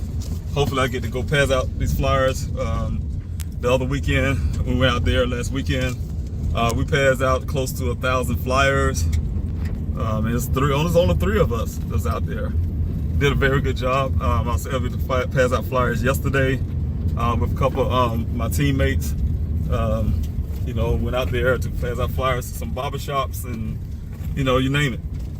You know, and you know, it's the whole point of getting this Daniel's story out there. Also, volunteers today took a lot of flyers. Look at these tracks right here on the ground. Look at all these tracks. Haven't been washed away yet. There's the same road that this guy said that he traveled. But like I tell you, mind you, this road is wider now. It wasn't this wide. But he stayed left of the track. Let's say it was wide. Let's even pretend like it was, but it wasn't, but let's pretend it was. He stayed left of the tracks, like he said. And he was riding the sideline. I'm trying to say left of the tracks because he didn't want to disturb these tracks because he know the police is gonna come looking and this thing's gonna be big. Now, the only problem I have with this whole story too is, which I know, like I was saying, you can tell the story I have, the problem I have with the story is just saying he followed some tracks. And somehow my son's tracks got washed away. I mean, everybody's tracks got washed away, but Daniel's, right? So he's able to determine that Daniel, this guy's, he's filled a lot of skills. First of all, he's a tracker. He can look at tracks and tell what people are doing, to be able to look in the eyes and see if they dilated and all kind of stuff. I mean, he's a doctor and everything. So I gotta watch out because this cattle was out here on this corner. I don't know where he went to, but I make sure I don't stir because they had their little babies. But what I'm saying is, he's driving down this road and he had to literally say, and I'm saying it was tracks here. He said it wasn't. He had to say, okay, that must be Dan. Daniel went this way. He didn't go this way. He went that way. So I'm gonna go follow him that way to see, because out of all those tracks, like I said, Daniel Track's the only one survived, and he went that way. He went that way, and I had to follow it to find out till I get to this fence and all this kind of stuff. He said. So what I'm saying is, you all, I have a real hard time believing that story. I really do. You know what? I'm not trying to for sakes. I'm not saying to call a man a liar. All I'm saying is his story don't make sense to me. You know what I'm saying? It don't make sense to me. It seems fabricated to me. And I don't understand how these police department can even hear that story and then follow what I did. That let me know, first of all, they don't give a damn because they didn't even check the man's story, right? I can go here where these guys did this well. I think they did this well in February. Let me turn the camera around.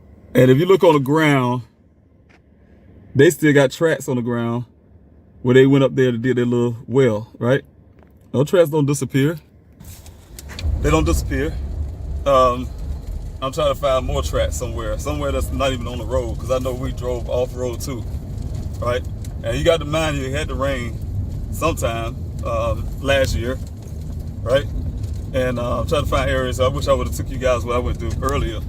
But I know no traffic comes down, and there's still tracks there. I just left an area near my son where his vehicle was found. This off the beaten path now, and there's some tracks out there that is there, still there from who knows how long.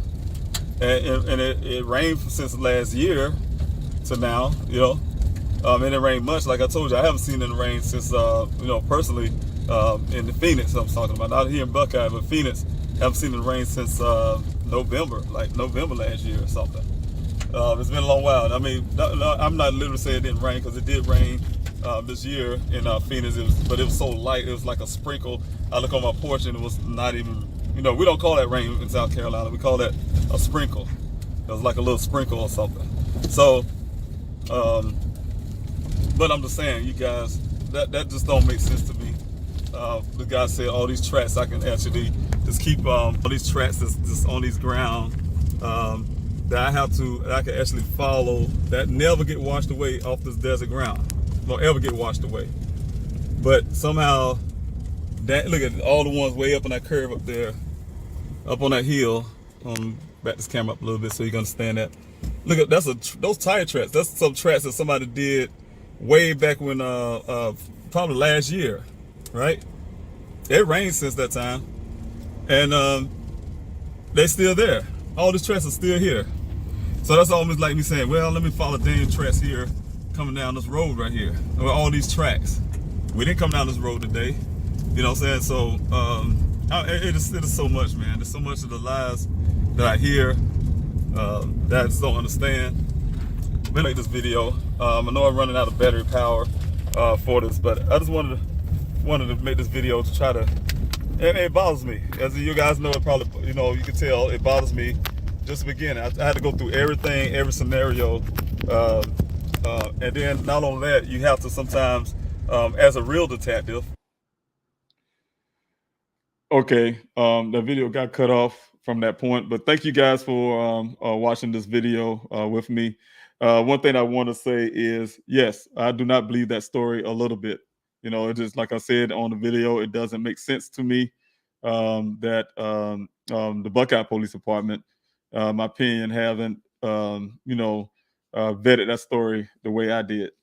You know, go through that storyline and match it up. It's not ironic that, you know, he had to go through that fence to get in the area, down to the area where my son's vehicle was eventually located, for one thing.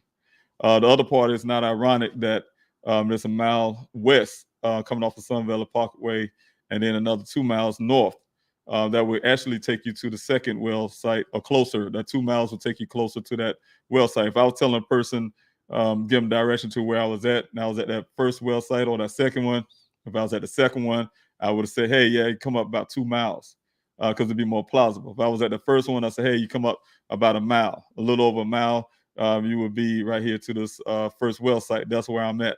So, you know, so some of those things to me, just going down, that's what real detectives do, real detective work. I'm not hired as a detective. I don't have a status of a detective, but just because you have a badge and a name and a paper don't mean that you're a very great detective. You know, anybody can be a detective. Scooby-Doo, when I was a kid, they was detectives, little people on the cartoon. Anybody can be a detective if you sit there and look for clues. If you really look for clues and the answers are right there in your face, that's only if you go looking. If you don't go looking for those answers, you will not find them. So, you know, that's my son. I have to be out there on the ground. I couldn't put myself settle with myself if I don't go through scenarios, rather they scenarios on the end that I believe, or the ones I don't want to believe. You know, like I told you guys, I even had searched the monastery that's really far away from where Daniel's vehicle was found, but nevertheless, I had to get it checked out only because the Buckeye Police Department mentioned that to me about a monastery. My son wanted to join a monastery, become a monk or something. You know, I had to go check. It was closed due to COVID, but I had to go up there just to find out anyway. So I'm open to everything, every possibility. But when things don't make sense, we do have a brain. God gave us one thing, and each person have that, and that's common sense. Everybody have a little bit of CS, and we need to use it when we have that. So, and I'm not going to let anybody tell me otherwise outside of what common sense is and logic. So, so that's the reason why I took you guys through that scenario, through the film itself. I wanted you guys to see it for yourself and understand where I was coming from. All right, I want to also thank Alexa for being here again. Thank you, Sophia, for being here this morning. Taking time out and being part of the team, keeping everything straight. So thank you so much. I really appreciate you being here. And you guys, please, for any information on upcoming searches, to sign up as a volunteer. You know, everything on pleasehelpfinddaniel.com. You see it strolling on the bottom of the screen. If you guys can go to pleasehelpfinddaniel.com, you can find everything you need. I'm getting close to the end of this Q&A, but I want to take some more questions if I can. I do have one from Kathy. Thank you, Kathy, again, for being here this morning, really showing your support. I really appreciate you very much. Do you know if that young lady had a boyfriend at the time that incident happened? No, I do not. That's one thing I had a discussion with my son. The 2-hour conversation we had, I was really disappointed with him for spending the night with a woman like that. He just met, of course. You know, we had that discussion, and I told him the same thing. You know, you never know. She could be married or have a boyfriend, things like that. Daniel felt like she didn't. She didn't mention that to him at all. So, you know, he felt confident that she didn't have a boyfriend or a husband or anything like that. That was her house, from what he's telling me, and he really believed that. So I do not know. I haven't any indications of her having any boyfriend or anything like that. I cannot say definitely she didn't have a boyfriend or anything like that. But as far as I know, information that I know so far, no, I don't know any if she did or not. So thank you so much, Kathy, for your question. If anybody else have any questions, please put that big question mark there, the word question, followed by your question, or, you know, a big capital letter Q. And I will keep going down and run into your question. So thank you. Thank you, Elaine, again, for being here this morning on this Q&A. I do have a question from Ra. The question is it true that the employee that knocked on your daughter's door came to one of your searches and had a oh shit look on his face? Well, you know, he came to not just one search. I think he came to several searches at the beginning, of course. And you know, one of the searches that he did come to later, where you saying, I guess you mentioned that he did have a type of look, or sad look on his face, or some kind of really, like some kind of awareness on his face. We couldn't really pull it out. Is when it was the weekend after the vehicle was discovered. It was my searches that was spanning to the area, because I wanted to know where the area was. Where Buckeye didn't show me the area. That's how slack they are as a family. So disrespectful people. You know, first of all, they met me in a parking lot to show me about my son's story, what they found, and show me the vehicle. I told you I've been through that vehicle at the compound. But one of the biggest things, I had a search still going, because I already had organized search going on. But when I found out I tried to find out where the vehicle was located. I did have the map. Like I said, Detective Biffin gave me the 2 maps, and my logistics coordinator, search coordinator at the time, he was able to locate that area with those pictures, locate the area where this vehicle supposedly have been found. So he knew about that quarry area that I just took y'all down in that video. That's the first time I was down in that area. Before you go over that hill I was showing you, that area there, that's the first time I was there that weekend. And that's the weekend that, like you said, the worker was at that site there. He had a look on his face. I don't know what that look on his face was, but we tried to determine that. You know, some people can interpret it all kind of ways. But yes, he did have a certain look. I don't know if it's sadness or what the case may be, but yes, during that time. Thank you for your question, Rob.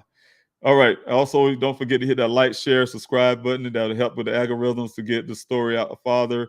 My goal is, and the reason why I have a YouTube channel is not just to be out here talking or in some type of entertainment. It is to bring awareness to my son's case. As you know, the story gets old to some people. To the news network. So whatever the case may be, and they will not play, a Daniel story updates unless a significant update happened. They don't really would play anything about Daniel. So I had to do this myself. I had to keep the awareness going. Sometimes you may hear the same thing over and over again on this channel. That's because there are new people, like you're saying, you share, like, share, and subscribe. They have the algorithm to get out to more people who are going to come on who have never heard about my son's story, and they ask us those questions, and they want those answers, and I'm willing to give them some answers. So you may hear some of the same thing over again. So I ask you, thank you for your support on that. But it's helped other people to learn more about the story, and if there's more details, also, of course, I'll be saying that, and I'll give you updates. Like I said, this weekend, for instance, we're not going to have a search this weekend. I am having a real hard meeting with the team. With my search team and also my A team, we all getting together, and we have a really hard, discussion, a big discussion this week about the future plans of the searches out there in the desert. So y'all be ready to hear about that. For now, I did update the website to reflect on the 30th to have that search out there on the weekend.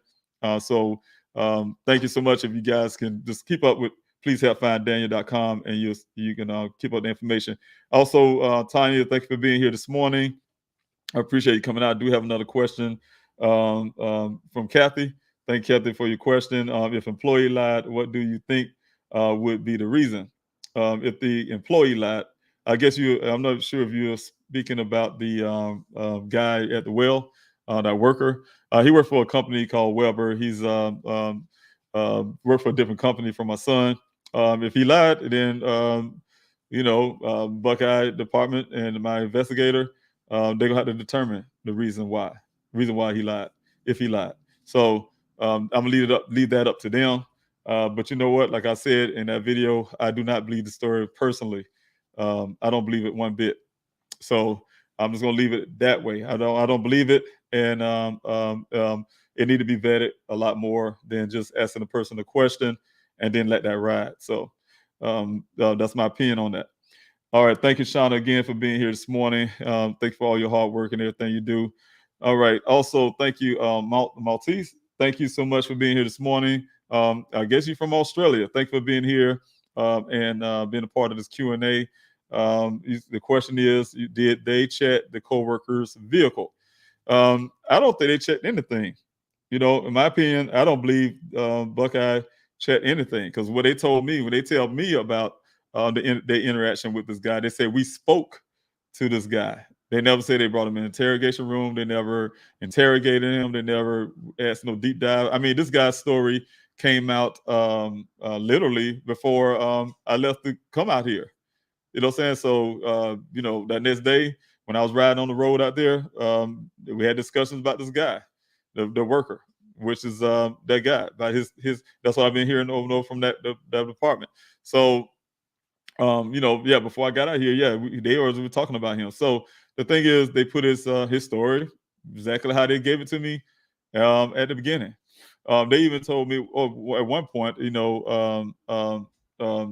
different versions of him out of the worker from the company called to inquire about Daniel, and also that he said he just did it on his own accord. One of the things I want to mention out to you guys, if you felt like something was wrong with Daniel, and hey, you just that concerned about my son, and you saying you looking all in his eyes and seeing his eyes that are dilated and all this kind of stuff, and you notice his shoes untied, and you really expert to see tracks on the ground that end up going west. Why you couldn't just do a simple phone call? If there's a person out there and he had his number, I would have been the first thing I would do instead of going to all that little strain and run around the desert. I would have called his number and would have said, hey, blah, blah, blah, so on, so on. The only time that man called Daniel's number after he went missing was late that evening. That's according to Daniel's phone.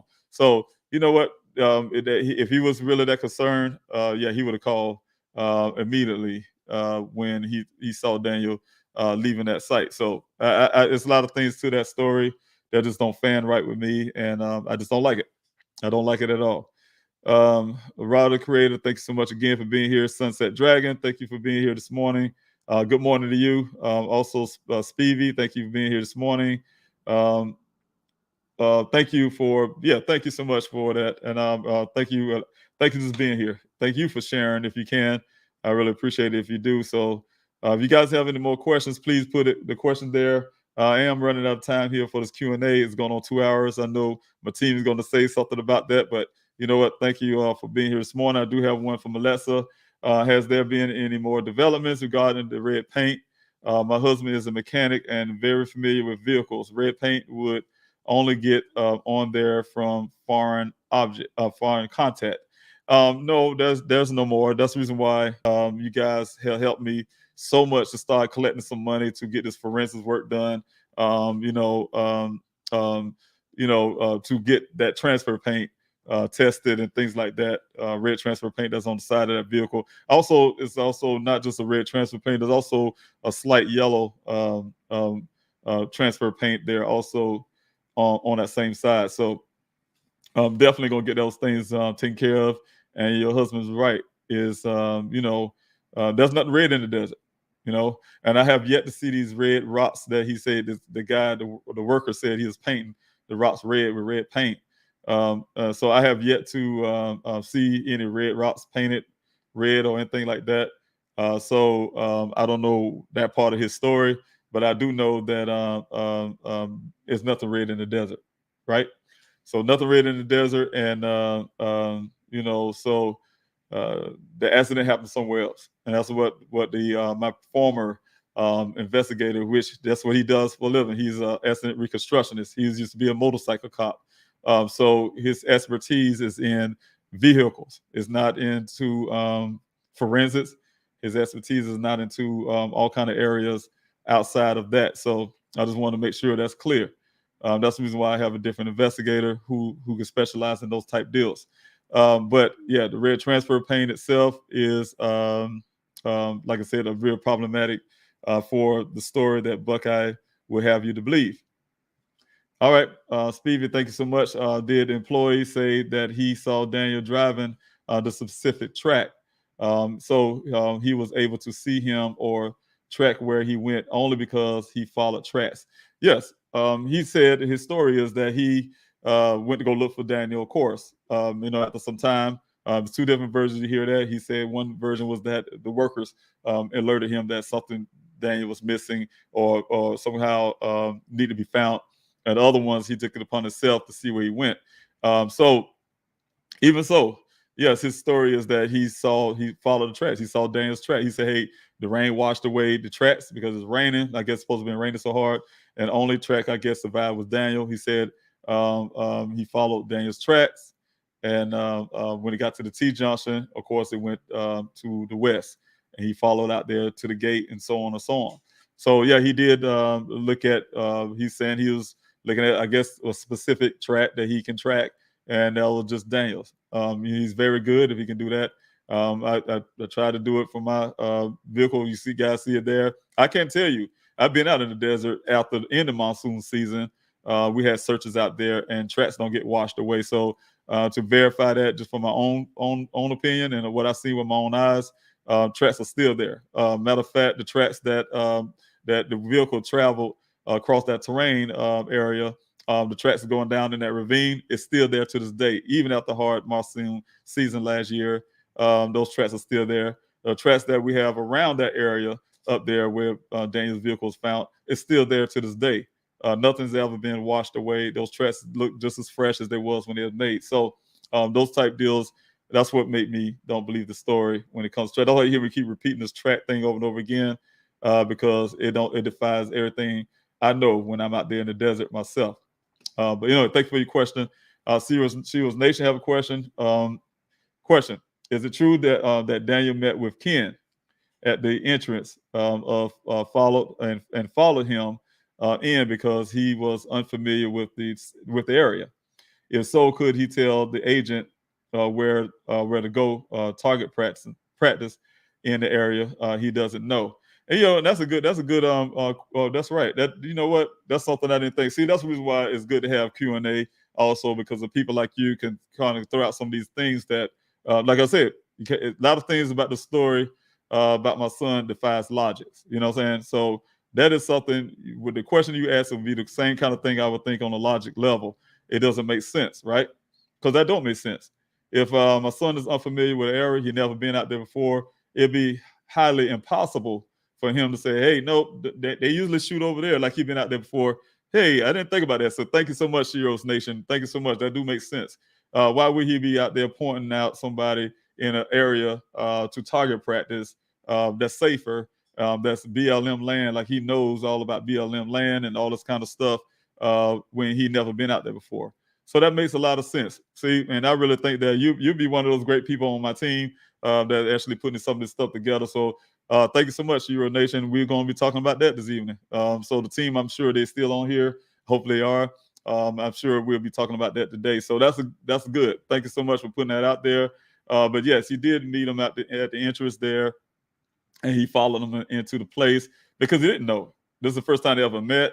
This is the first time that my son's supposed to be out there. And so, you know what, this whole narrative, because even that question that you asked us now, it tears up this whole story that Buckeye have in their report, and that they since adopted as their own. You know, saying their own theories to everything else that went on with my son. Again, stuff like that defies logics, and it defies common sense, and it defies. So it's a lot of answers they will have to come up with on some of that stuff. So thank you so much, Heroes Nation. I really appreciate that. That is gave me another outlook on some of the directions there, and so we can really make things clear. So thank you so much. Your question is very, very much on point. I really appreciate it. You keep on asking questions like that. That really help out with this case. I really appreciate it. Thank you. Also, thank you, Sophia, for that. Yes, we're gonna thank you for your prayers. I already know how you feel about everything here and all your hard work. Like I said, you take the time out of your own business, whatever, to help me out here. So I'm really grateful.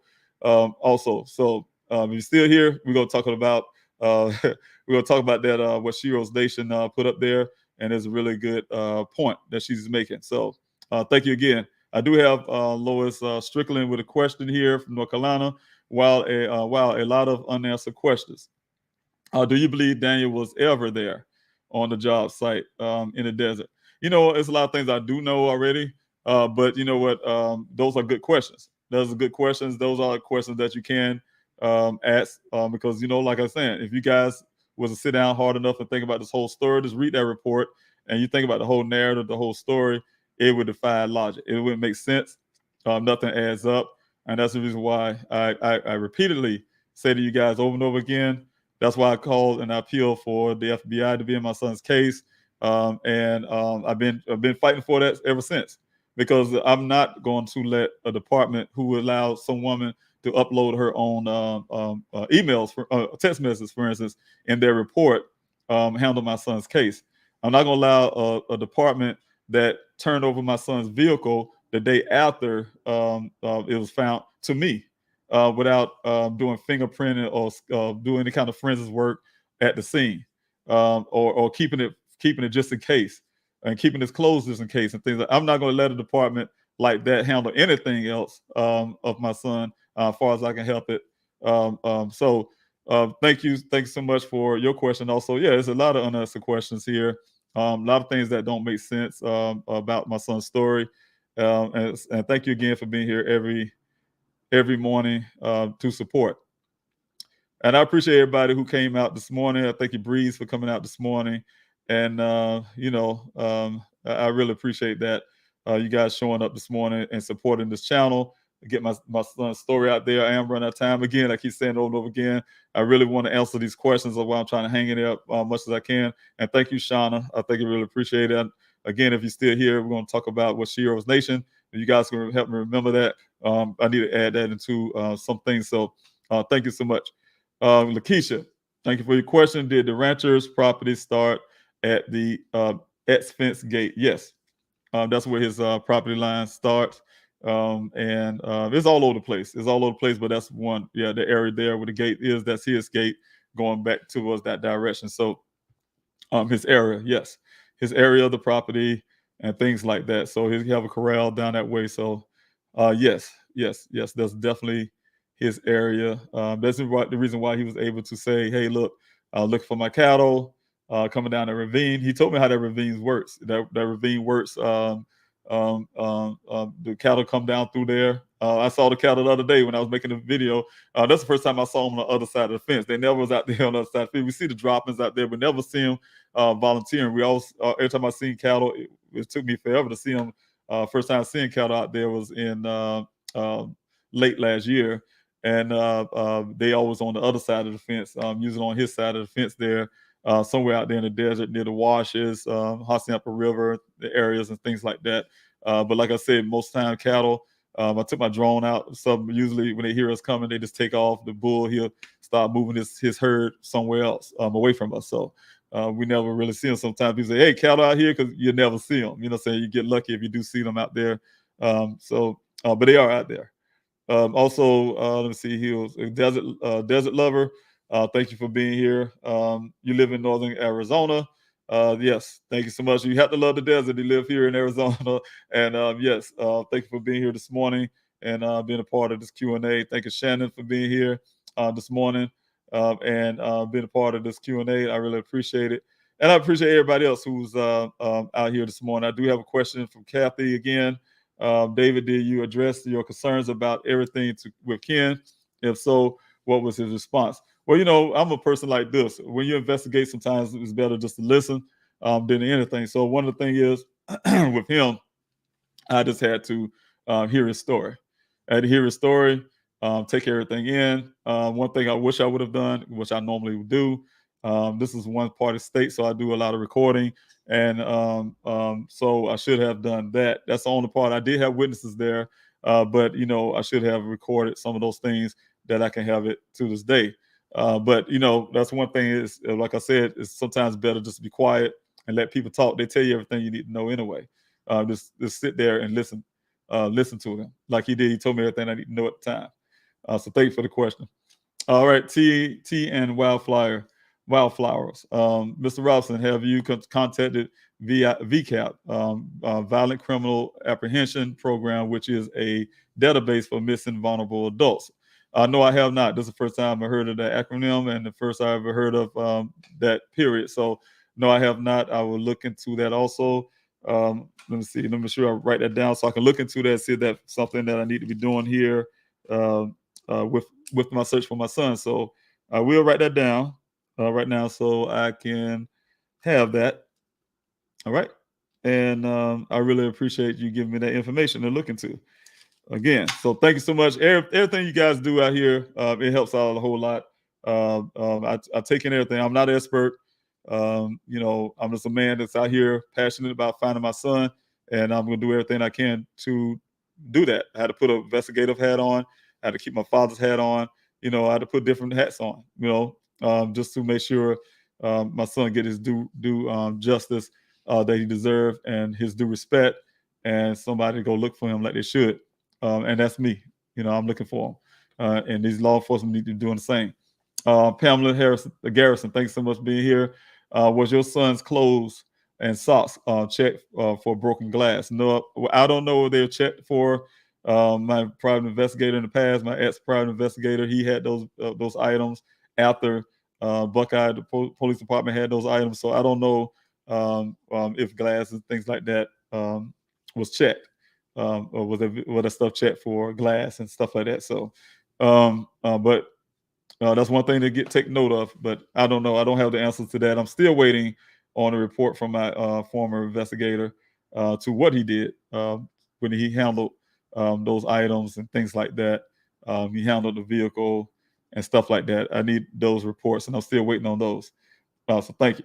All right, Kim, thank you for being here this morning, being a part of this Q&A. I really appreciate you guys. I do have a question from Speedy. Has your son employer help with supply or offer any resources to help with searches? You say has. Oh, well, talk about the matrix. I believe you're saying it has they help within supplying or offers to resources to help. Yeah, they offer resources, and I can't give the owner of the company gave a really great donation at the beginning of this thing, and also like I said, the workers. I don't know if it was a job mandate or things like that, but they came out to help as much as they can. One of them took it upon himself when I first had that gate. You guys see the sign I have there for people to come on at the gate there, the banner. With that banner, one guy he took the owner my son's ex boss or whatever. He made a sign. He made a sign, a nice search for Daniel sign out of wood. He took it upon himself and out of wood frame. So you got some nice people there that work there to actually do some stuff. So to try to help towards Daniel, help me out there when I'm out there in the searches to get volunteers, to the right location and things like that. So they came out to help in my searches a lot, much as they could. So supplies and things like that, no, they're not providing ATV, UTVs, and drones and things like that. No, they're not doing anything like that. Those are things I was needing when I was doing my searches. I had scaled a lot of things back now, but those are the things I have been asking for a long time, and I'm doing everything I can to try to get. So, no. All right, I do have Firefly Tennessee, I guess. Thanks for being here this morning from YouTube. I really appreciate you coming out. Again, Kim, thanks for being here this morning, coming out. So it's Q&A. I do have a question here from Forever Curious. What color was the worker's truck? Well, the one I've seen was white. I don't know if he had a different truck at that point, but when I met him, he had a white vehicle. So thank you for your question. I do have one from Tanya Beth. Question: wasn't there red paint on Daniel's Jeep? Yes, there were. Red transfer paint on the front passenger side. Was that the same type of paint as the worker supposedly used? I do not know. I didn't know what paint he actually used. He'd say he sprayed paint on some rocks, so I don't know red paint. I don't know if it have any significance of being part of the type of paint that was on my son's vehicle, but we'll soon find out when those forensics work get done and things like that.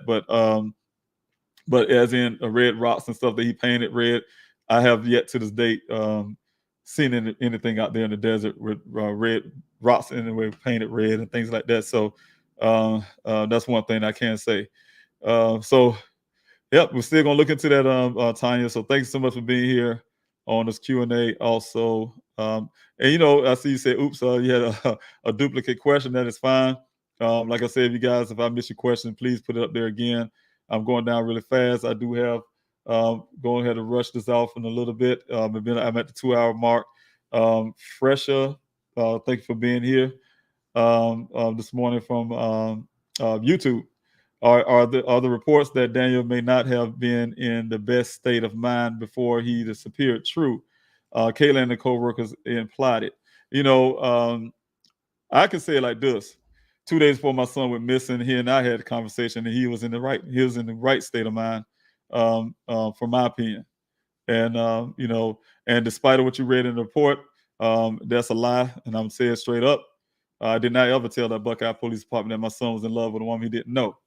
So that was an attempt for me, in my opinion, to paint my son as unstable, emotionally unstable, and things like that. As in for the co-workers, speaking about my son's state of mind, I personally had meetings, board meetings with his company, and they often told me they have rarely ever seen Daniel in that office. He's a field geologist. He's a field geologist for a reason. He have a work laptop that was found in the vehicle. He have a work laptop for a reason. He don't come into office. He don't go see his co-workers.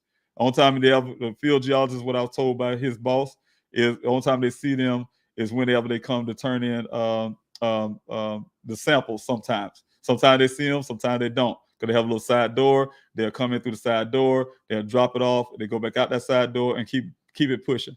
They only sometimes even see them come in the door. So where this whole narrative that Buckeye came up with and say about these coworkers that's unidentified coworkers, just like the other lady who was with the woman the woman that my son spent the night with. The other lady's name, she's nameless. They have never even asked her questions about that night. She was there too. There's another young lady, still don't know her name, don't know who she is. She was there too, but they don't put that in a report.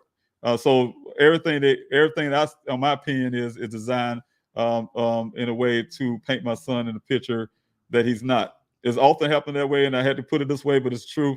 It's often a way to diminish the character and the value of a person of color a lot of times.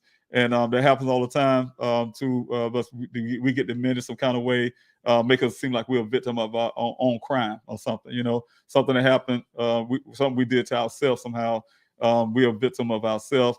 We don't have the decency and respect as a scientist. You'll never hear them say anything that way. If Daniel was a police officer or something like that, they would have never came out with some story about and let some woman upload her own text messages to their report and say things. Oh well, some of the officers said he was acting a little strange and odd, and that's some reason why that type of deal. They don't feel like they should. Hey, we're not going to. He's a grown man. If he want to disappear, he can. And then once they found the vehicle was found. Hey, here's his stuff. Going back to South Carolina, we don't even have a case. That they told me they don't have a case. They don't have more leads to follow. What they told me, they put it on their Facebook page. Like I said, they deleted that post when people started asking questions about it. When they heard me start talking about it openly, and then also they told my investigator they didn't have an investigation. That's why they turned over that black box data.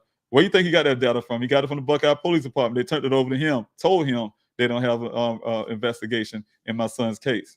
But now they all of a sudden magically do. So, I would not let that department handle anything concerning my son any longer, as far as I can help it. As it reports, like you said on that right here, state of mind, in my opinion, my son's state of mind was clear. He's clear enough to go to one well site to do a job, and then supposedly came up to another well site to do a job, if all of that is true. So his state of mind was clear.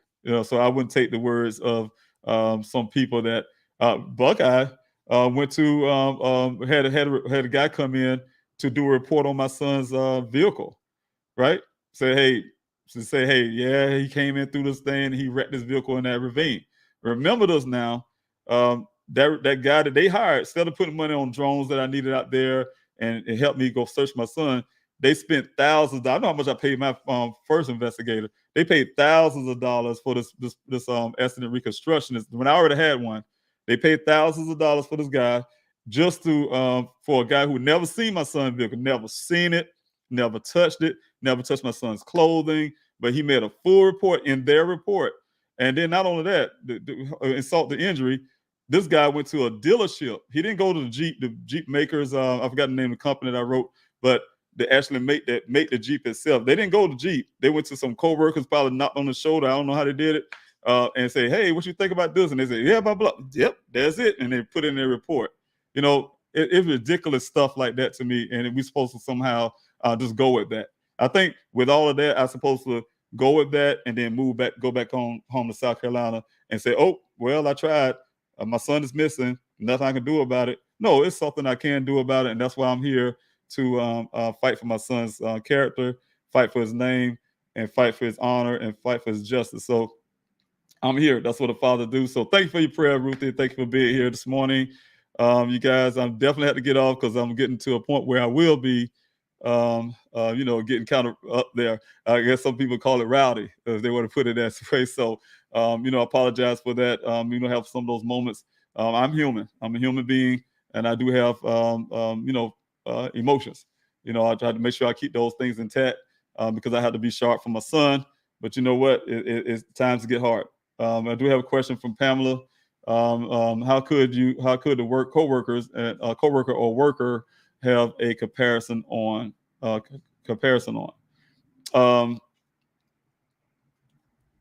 Well, I'm not sure. I can't really understand the question, but I'm trying to find a way to understand that question. Maybe I'm just reading it wrong, but if you could rephrase that question, Pamela, I really appreciate it. I apologize. I would like to answer that question, but I'm trying to figure that part out. So if you can rephrase that, if I can get to your question today. If not, I do have a Q&A this Wednesday. If you guys, I'll come back Wednesday I have two. On Wednesday, it'd be again Wednesday morning 6:30, but also we have one that evening at 5:30 Mountain Time, 6:30 a.m. Mountain Time, and 5:30 a.m. Mountain Time, p.m. Mountain Time. So that'll be 9:30 a.m. Eastern Time, and I think it's 8:30 a.m. p.m.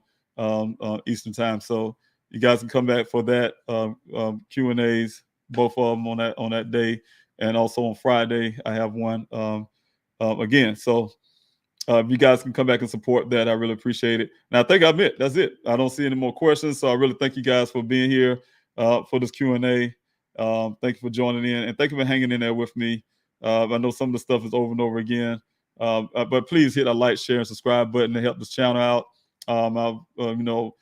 More information you can go to pleasehelpfinddaniel.com. Don't forget that tip line, the anonymous tip line, 24 hours, 7 days a week operator to take your tip that you have, whether it's you want to be anonymous or non-anonymous. They allow you to do that. If you don't want to talk to anybody, again, you can just text the word tip to that number, and you still can remain anonymous if you like on that form that you have to fill out. So thank you so much again, you guys. I love you, and please pray for me and my family.